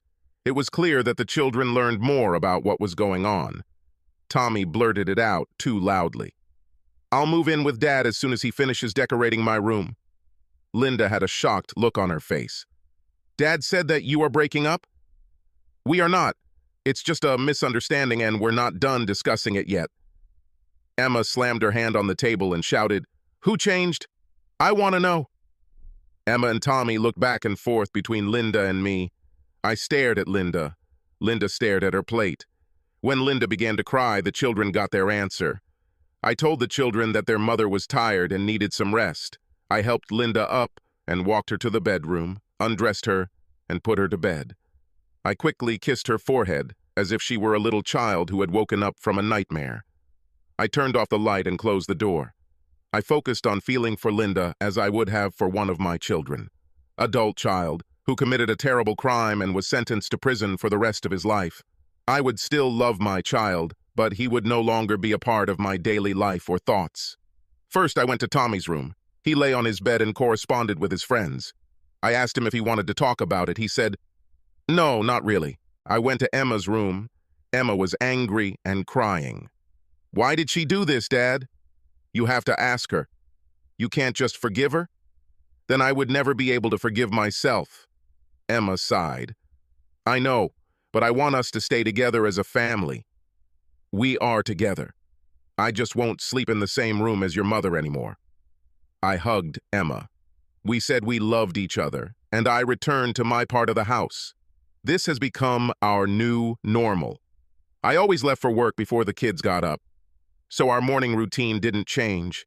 Linda and I still split our time between taking the kids to their friends, to group activities, and to sports. We still had our usual family dinner together whenever we could, in Linda's half of the house. Linda tried to talk to me about us about once a week, but I turned her off saying I didn't want to discuss it. Another obvious change was school functions. I have never stood or sat next to Linda during our children's school activities. If Linda sidled up to me, I immediately apologized and went to the toilet. When I returned, I sat or stood somewhere else. I've never been alone for long, as at least one of the single or divorced women we knew quickly found themselves next to me. And yes, they always asked, and my answer was, we separated. Over the next month, I bought new clothes, new appliances, new kitchen cabinets, and new furniture for my side. My side has been transformed into a swanky new bachelor pad with a giant TV and new entertainment system. When I bought a new top-of-the-line convertible, Linda tried to ask me about our finances. "Jim, can we afford all this? This car must have cost a fortune." "Well, Linda, my car was 8 years older than yours, and I needed a new one. You always bought a new car twice as often as I did, so I just invested a few of those missed years into my new car. As for everything else that's new, you really didn't expect me to live in a shack, did you? What about the furniture? I thought I was being considerate by not forcing you to give up any of the favorite furniture you bought to decorate your home. I would be happy to share our furniture." "It's okay. I've never been attracted by your taste in furniture." "Have you never said anything before?" "I never said anything before because I wanted you to be happy, and furniture didn't matter much to me." I let her think about that statement for a few moments. "Don't worry. We have enough money. In fact, the house is paid for, and as soon as the children move out, my side will be too big for my needs. I'll rent out my part of the house for extra income, so money won't be a problem. Linda gave me her best smile, her "someone is going to get lucky today" smile, and reached out to squeeze my shoulder. "I'm not complaining. I like your new car. You've been working out and looking sexy in your new clothes." "Thank you. I can't take all the credit. Tommy and Emma wanted me to buy a convertible so they could drive it, and Samantha helped me pick out new clothes and furniture. We have very similar tastes." Linda's smile disappeared at the mention of Samantha, and her hand fell from my shoulder. "Oh, I was just wondering." Linda then turned and walked away. I wasn't trying to throw Samantha in Linda's face, but Samantha was becoming a big part of my life. I also realized that I now think about Samantha quite often and very little about Linda's feelings. Samantha began to become a regular on my side of the house. At this point, Tommy and Emma began to spend most of their time on my side. Tommy has already moved into my side as his master bedroom. Emma, who had mostly stayed on Linda's side, began hanging out with Samantha more and more. Samantha seemed to become Emma's cool older sister. Soon, Samantha began spending all weekends and most weeknights with me. The only disagreement Linda voiced was when I insisted that Samantha come with me to our family dinner for the second time. Linda was polite, but everyone could tell she didn't want this to become a regular thing. The next day, Linda ran into me as I was leaving for work. "Jim, I appreciate you talking, but I wish you wouldn't bring your girlfriend during our dinner. This is our time to be family with kids." "This is wonderful. In the future, I won't come to dinner when Samantha isn't there. But I will also have an open invitation for the kids to have dinner with me and Samantha if they want. It's not fair, Jim. This is the only time we can be together as a family." "So, are we being fair again, Linda?" "Okay. To be honest, Samantha is becoming a big part of my life, and I want her to be more involved. Samantha and the children get along great. I don't think excluding Samantha from our family dinners is fair to her, fair to me, or fair to the kids. If you want to exclude her, you're going to exclude me too." "But Jim..." "Linda, your honesty has always been that you bought yours. To hell with my feelings. I bet you thought you were being honest when you slipped out the back door to have sex with Mark Lavaliere. Even though we were no longer living together, it was surprising to see how easily Linda thought she could still manipulate me. Linda thought she had leverage over me beyond the well-being of the children. Linda, you threw honor out the window that night. So if you don't like it, fair would be to start cooking all the dinners on my end, and I'll let you come over when we have them. Samantha is a great cook and loves to do it." With tears in her eyes, Linda said, "I'm sorry I brought this up. Samantha is more than welcome to come over for dinner anytime she wishes." After the pool and hot tub were completed, Tommy especially enjoyed having Kim, Christy, and Susan come hang out by the new pool. They flirted shamelessly with Tommy. I know they were having a friendly competition to see who could make him blush the brightest. They first started competing by wearing tighter and tighter swimsuits. In the end, Christy couldn't really compete because her large breasts wouldn't allow anything too small or they would fall out. But Christy won after she kissed Tommy in the pool, pressing her big breasts against him. Tommy couldn't get out of the pool for a good 10 minutes, even though the water was cold. Tommy was definitely the real winner in their competition. As a result, Tommy gained more confidence from the girls and started a girlfriend at school. Once they met Tommy's girlfriend, the girls stopped flirting with Tommy and treated his girlfriend like the luckiest girl in the world. Samantha has some wonderful friends. And no, I never allowed Linda to come to my side of the house. I didn't want Linda to complicate my relationship with Samantha. But, unfortunately, a few years later, Samantha graduated from high school and we broke up. I saw it in Samantha's face when we went to Susan's wedding together. I knew that I was essentially becoming her sugar daddy because of our age difference. It didn't matter to me, but I could tell it mattered to Samantha. Don't get me wrong, we got along wonderfully. We spent the whole weekend together and I got to know most other families. We often went on vacation together, sometimes with children. When she mentioned that she was thinking about moving, I proposed to her. She told me that for her, I was honored that I invited her, but that she wanted to try a family tradition. I told her that I would like to start a new family. She never said it, but I saw the conflict in her eyes. I was the perfect man for her, just not the right age. Unfortunately, I felt like the other woman was taking me for granted for being a great guy. As subtle as I could, I tried to make Samantha realize that her long list of standards was becoming a wall that no man could climb. Trust is the foundation of healthy relationships, but as with Linda, I became a victim of my own success. I could tell Samantha thought guys like me were a dime a dozen. I pointed out to Samantha that Linda was thinking the same thing and looked where she is now. When Samantha replied, "I would never be so stupid," our fate was sealed. In the end, I told Samantha that I understood, and if she changed her mind, I would always be there for her. Maybe we'll meet again later in life when she feels like the age difference isn't that important. I don't regret a single moment spent with Samantha, and at least she had the decency to talk to me honestly instead of sneaking out the back door of the club. As for Linda's friends, my former friends, I ran into them from time to time and they tried to convince me that I should return to Linda.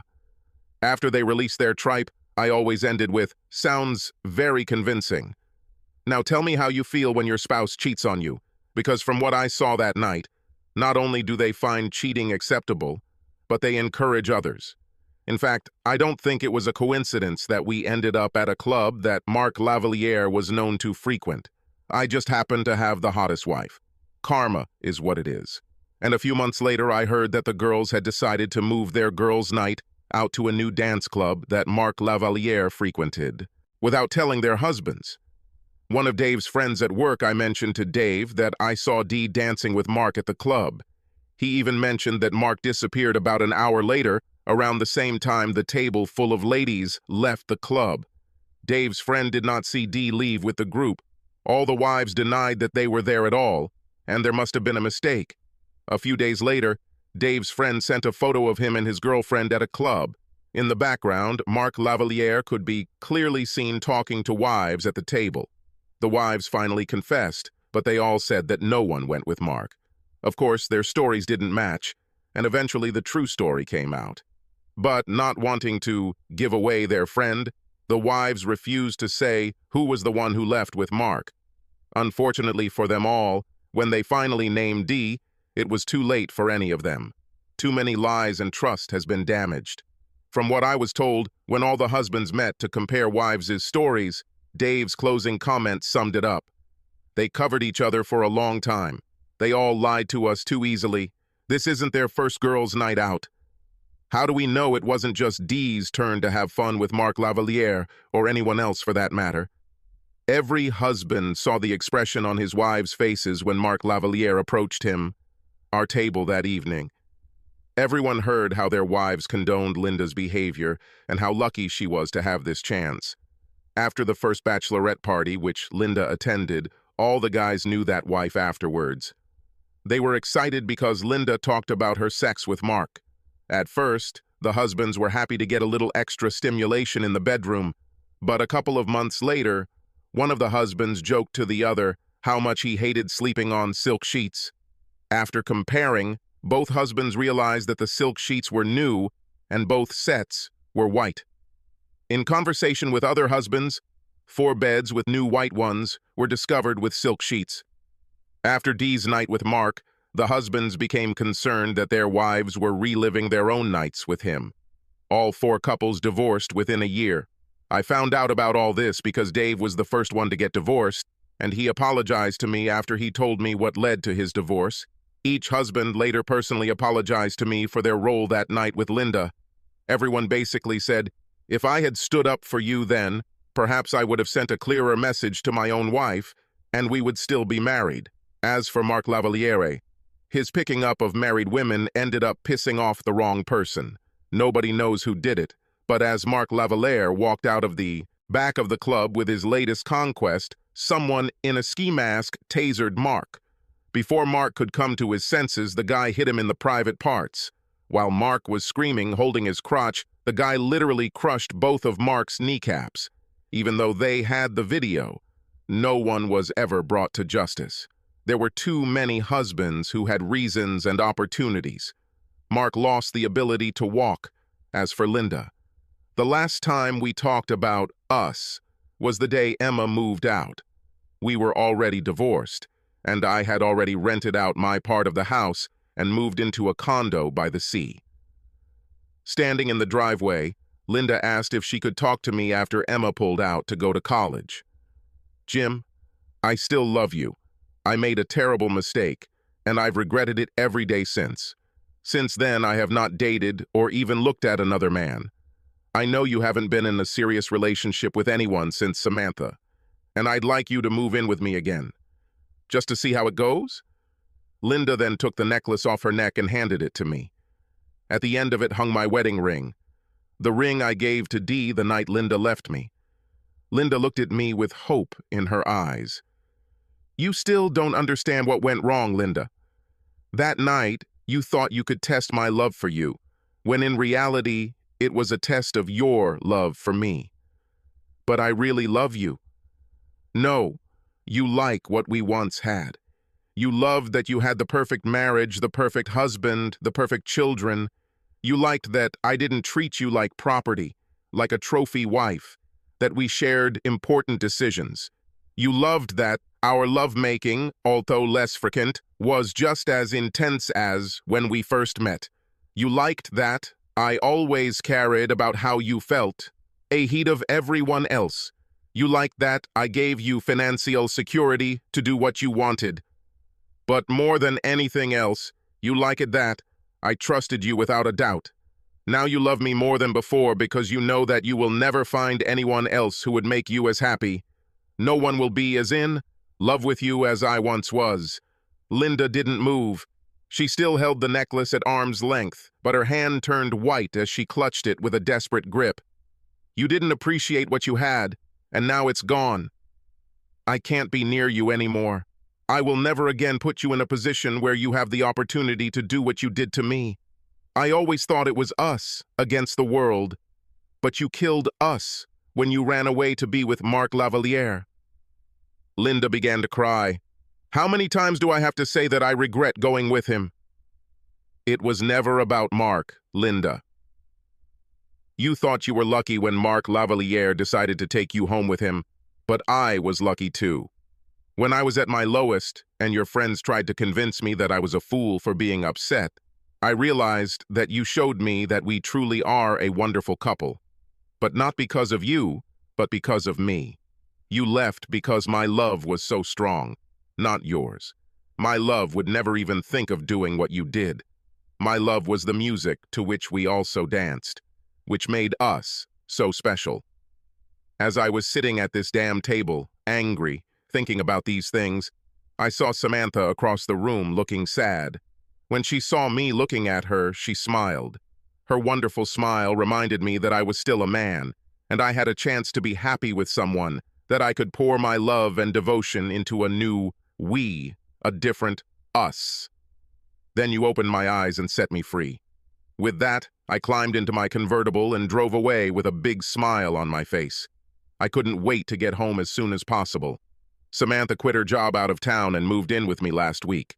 Since then, she has done an excellent job of convincing me that she always needs me in her life. Trust is a wonderful thing. Subscribe to our channel so that your second chaff doesn't cheat on you, and go ahead and listen to the next story, because this story is nothing compared to the next one.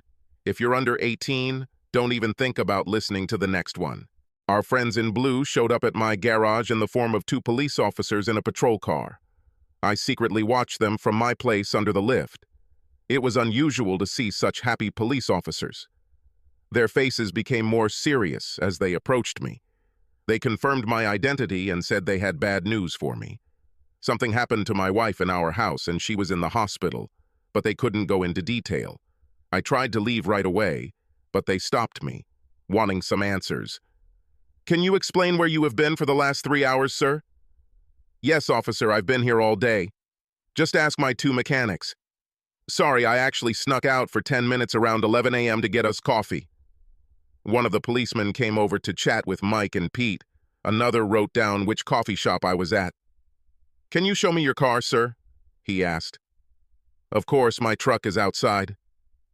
I took him outside to my pride and joy. The thorough bastard combed the interior, then opened the hood and felt the engine, cold as a stone. "That's it, sir. You can go to the hospital." I had a look of concern on my face as the hospital staff member explained the extent of Kate's injuries, the fact that she had received a blood transfusion, and then informed me that she was now undergoing surgery. I thought it was very unprofessional of the doctor to half smile the entire time he was talking to me.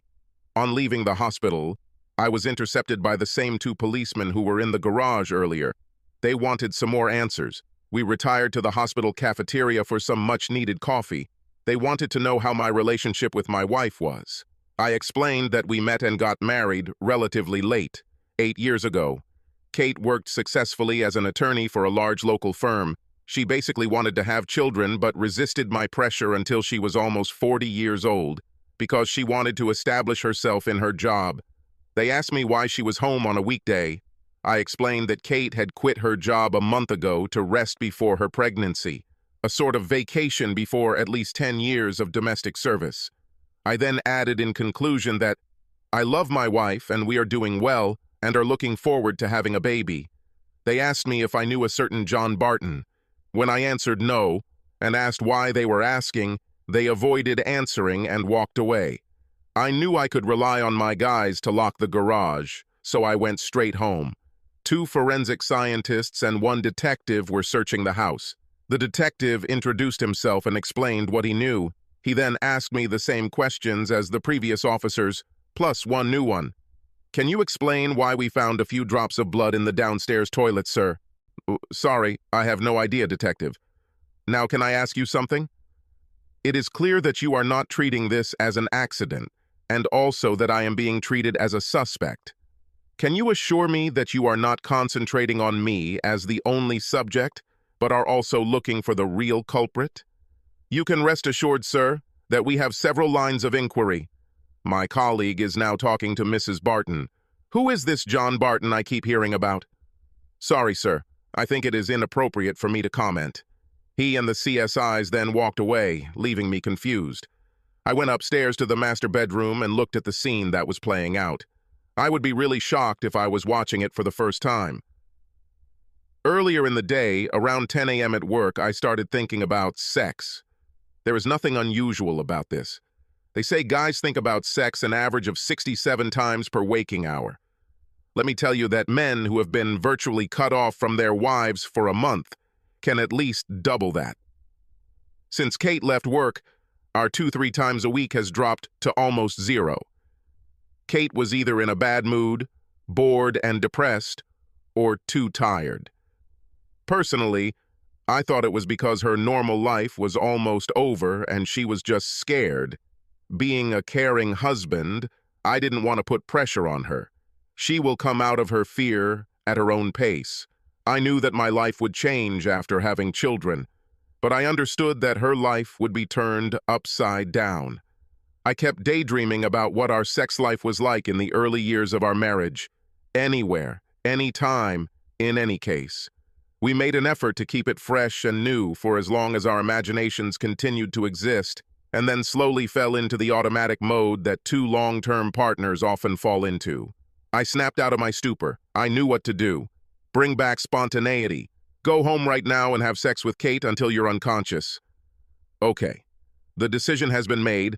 It's time to get out and go home. I told Mick and Pete. I was going away for a while. Pete asked if I could take the car he had just finished servicing for a test drive. When I got home, I was disappointed to see an unfamiliar car in the driveway. Damn it, my friend's visit ruined my plans. I decided to go in anyway. Maybe my friend could be persuaded to leave, and my plans could be saved.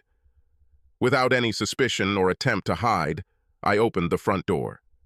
My hair immediately stood on end, and I knew my marriage was over. The obvious sounds of ecstatic sexual activity literally thundered down the stairs. It was almost a reflex action to pull out the phone and start recording video. Whenever a client brought the car to the garage, I always took a quick video recording so that we wouldn't be accused of scratching it. With my heart pounding, I ran up the steps and peered through the bedroom door, video camera at the ready. Yes, it was Kate.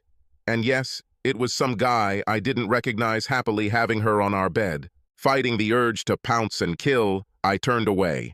I can honestly say that this was the hardest thing I have ever done in my life. My legs could no longer support me, and I collapsed on the floor right outside the door. Completely devastated, I was only dimly aware that they were reaching their peaks just around the corner. I don't know how long I stayed there, but gradually it dawned on me that all the sounds of their adultery had stopped and only conversations could be heard. It was just as bad and still tore me to the core. I knew I had to get out of earshot to give myself time to think. I instinctively knew that any reaction I made based on emotion would, at the very least, land him in the hospital and me in prison. I needed time to think. I quietly got up from the floor, tiptoed downstairs, and collapsed on the sofa. Away from the sights, smells, and most of the sounds of betrayal, I was free from emotional distractions. I did what I knew best and came up with a plan. Get him out of the room and out of sight, beat the crap out of him where there won't be too many bruises. The stomach should be in perfect order. Then throw him out the back door naked. Come back for her and throw her naked out the door. This should give them the right impression and give me complete freedom. Without bruises and witnesses, I hope I can avoid trial. Luckily, I had the perfect shock weapon in my workshop. 2 years ago, I served in the Army Reserve, National Guard, where my skills earned me the task of clearing the trucks we took back to base. That's where I found a small device that would now come in handy. Police call them stun grenades. Slightly larger than a regular grenade, they are basically a small canister with a lever pin ignition mechanism. They were specifically made for hostage rescue and were designed to cause little physical damage so that they could be thrown into a room full of innocent people without any significant harm. However, the explosion is accompanied by a flash with a power of 8 million candles and a shock sound of 170 decibels.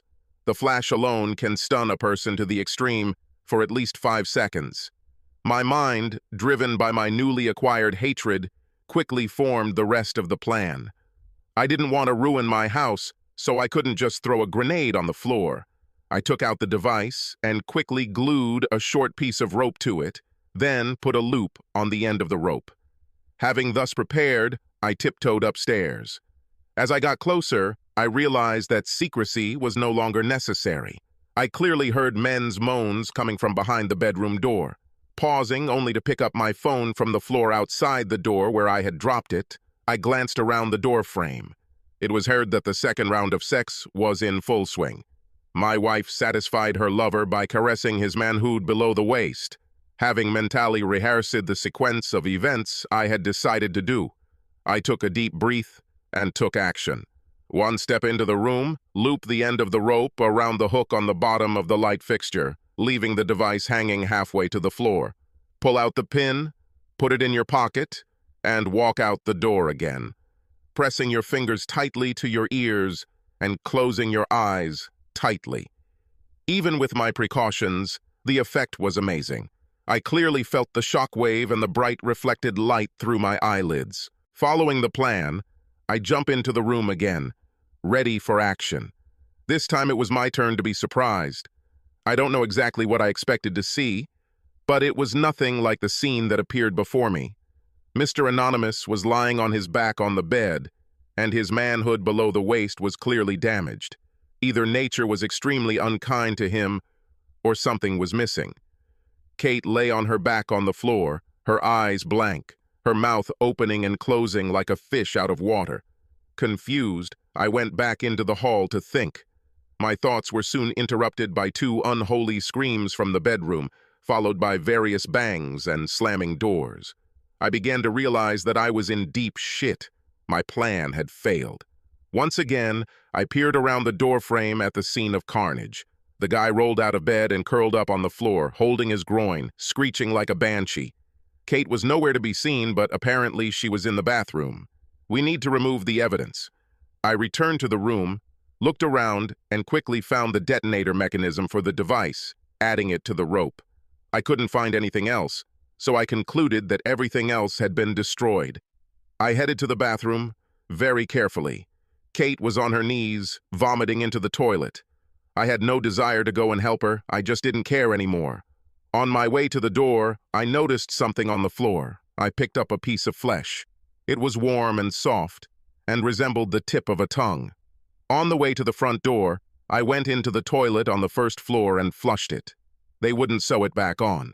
Trying not to squeal the tires, I rushed down the street, once again glad that we lived so far from the neighboring houses. Halfway to the garage, I dumped my pockets into a roadside trash can. 10 minutes later, I was back in the small garage that I called work. I called Pete and Mike, two dirty, oil-stained guys who I call my employees and friends. They hurried to me, seeing that I was alarmed.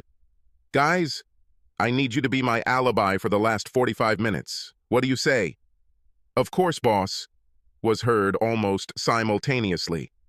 "Well, before you agree so quickly, I must tell you that what I did is very serious, and once I explain to you what it is, you may not be so quick to answer." I don't know what I'll be charged with, but it could mean jail time. Before explaining this to them, I went into my office and threw on my dirty old overalls. I then walked over to the trash can and grabbed an oily rag, rubbing it into my face and hands. I didn't know when the police would show up here, but I expected them. The guys looked at me a little stunned. I briefly told them about recent events. Mike was the first to break. He tried to hold on for a good 15 seconds and then burst out laughing. This broke the ice for Pete, who soon joined Mike and me in uncontrollable hooting. It was a full 5 minutes before we all regained control, and with handshakes and promises of support, they returned to their oily engine bays. Over the next hour, spontaneous chuckles were heard from various dingy rooms. My wife Kate was about to reap the rewards she deserved for keeping her distance from my lowly friends in the past. I was cleaning up the master bedroom. That evening, I just washed the bathroom floor. I decided to just throw out the bedding and made a mental note to buy a new rug for the bedroom. Torn curtains will also have to be removed. I tried to stay busy, avoiding thoughts. This process was not helped by constant phone calls and knocking on the door. Yes, the media was in feeding frenzy mode. The combination of adultery and a guy having his manhood bitten off was a story sent from heaven to him. I opened the door only once and soon turned off the phone. Finally, with nothing to distract me, I began to do some soul-searching. Do I regret what I did? Strange, but no. I hated cheaters with a passion. I've seen too many guys turn into women when they catch their partners. The funny thing is that even before lunch, I was ready to bet my life on the fact that my wife shared this passion. I was stunned that I was so wrong. Not to mention I was completely taken aback by Kate's motivation. She seemed to be as devoted to me as I was to her, and our sex life was absolutely wonderful. Well, until recently, that was the case. After several hours of inner turmoil, I could only find one single clue. I remembered how the hairs on the back of my neck stood up 2 months ago when Kate announced that she was retiring to enjoy her last days of freedom. I expected her to work until at least the 7th month of pregnancy. Something about her saying she wanted one last hooray before having kids struck me as odd. My thoughts were interrupted by the ringing of my personal cell phone. Few people knew this number. Caller ID showed it was Kate's parents' number. They lived in the same state but about 3 hours away. I always got on fantastically with them, so I answered. After much less of the usual pleasantries, her mother got down to business. "Dave, what's going on? Do you know why a bunch of journalists are besieging our house?" "Well, they'll have to find out someday. I just couldn't bring myself to go into detail." Mom, did you watch the local news this evening? Maybe the main news." "What? About some cheater who bit off her lover's dignity? I always liked her mom's colorful language and her views on life, but damn, it didn't make our conversation easy." "Yes, Mom. Look, there's no easy way to say this, so I'll get straight to it. The woman's name is Kate. Luckily, my confusion was interrupted by a scream, followed by a beep. When I pressed the end call button on my phone, I noticed a warning on the screen. This reminded me that I wrote down the end of my marriage just 8 hours ago. I had vague memories of leaving my phone recording outside my bedroom door. I knew that if I never knew or believed the reason why Kate did what she did, I would never be able to trust any woman again. There was a good chance that I would die a lonely misogynist, doomed to a life of uselessness. With desperate hope, I started playing the video. I already knew what it was showing. The pain was too fresh to relive the scene. I opened my eyes just as I put the phone on the floor. Without a visual representation, just a view of the hall, ceiling. I had to imagine Mr. and Mrs. Adultery lying side by side on the bed. I couldn't hear the sound clearly, so I downloaded the file to my computer and ran it through an amplifier. This is an important part of their conversation. Wow, Kate, it was fantastic. Last week has been great, actually. Does this really have to end today? My offer still stands. Just give me your word, and I will divorce Sarah and marry you. Well, yes, it looks like it will work. A great start to a marriage with a guy who left his wife and kids. No, and I love Dave too much to hurt him like that. In addition, he is a great husband and will be a good father. After today, I will be Mrs. Goody-Goody, a housewife, at least until the youngest of our children starts school. You can't love him that much. It's not him lying here next to you. No, you're mistaken. I love him very much. The moment I met him, I knew he was my only soulmate. I will never meet another. We are very much in tune sexually. I am happy that I have such a good man who spoils me and will nurse me when I get a big belly from his 2 or 3 babies. No, I want nothing more than to die in his arms, surrounded by our grandchildren. Well, that was a great speech, but it begs the obvious question. Why are you with me now? At least Kate had the humanity to think about it. There was silence for a good half a minute. I guess I just missed the past. I didn't get married until I was 31 and was a bit of a wild girl. I missed just walking into a bar and getting attention from all kinds of guys. The thrill of leading a guy forward and then impulsively deciding whether he gets what he wants or not. Lately, Dave has been deer hunting with his buddies every other weekend. 3 weekends ago, I decided to take a trip down memory lane and check out a bar. This resulted in one night that was okay but unsatisfying. Then last Saturday, I happened to walk into the bar you were at, and here we are. God, you're so cold, Kate. Just consider this the last hooray. Anyway, what are you complaining about? Come here. I said it had to end today. I didn't say it had to end right now. I turned off the sound. At least now I knew that I was a good lover and husband. The problem wasn't me. The following days passed in complete disappointment. 2 days later, the reporters demobilized and left my quiet street. The hospital administrator called me and said that Kate would like some pajamas. I missed this one. She will have to put up with these humiliating hospital gowns. 2 days later, her father called me. He apologized for his daughter's behavior and expressed hope that I would keep in touch with him.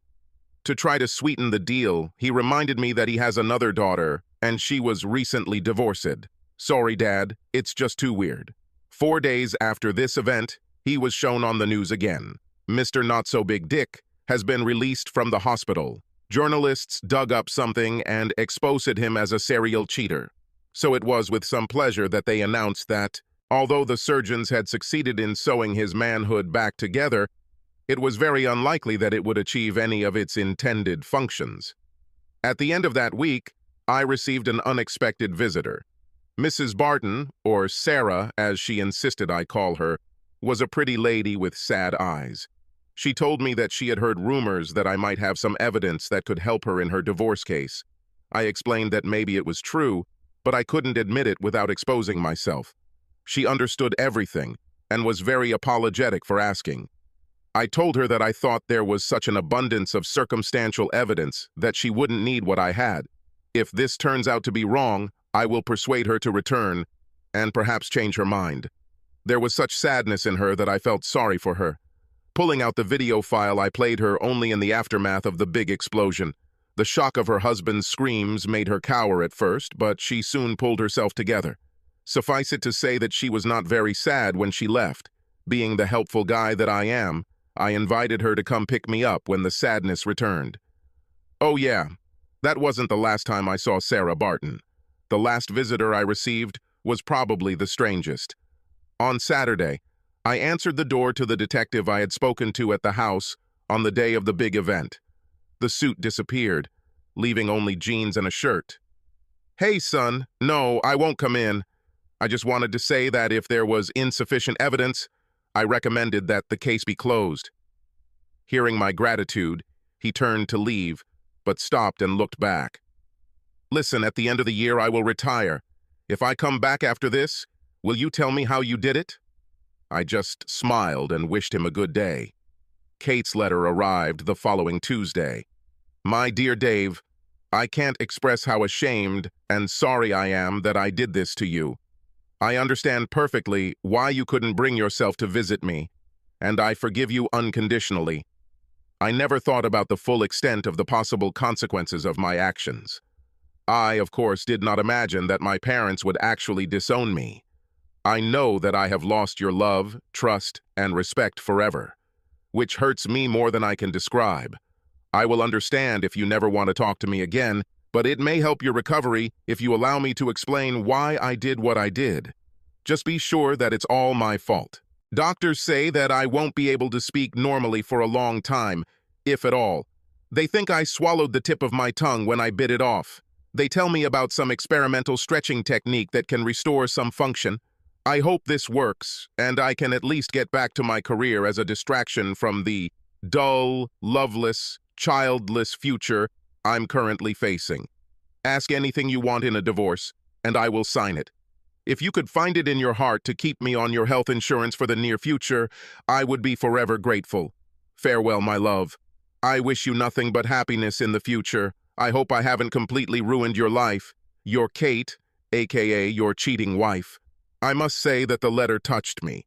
So much so that I immediately reversed my previous decision and sent her pajamas to the hospital. Now, where are Mick and Pete's phone numbers? Do I owe them a beer? A keg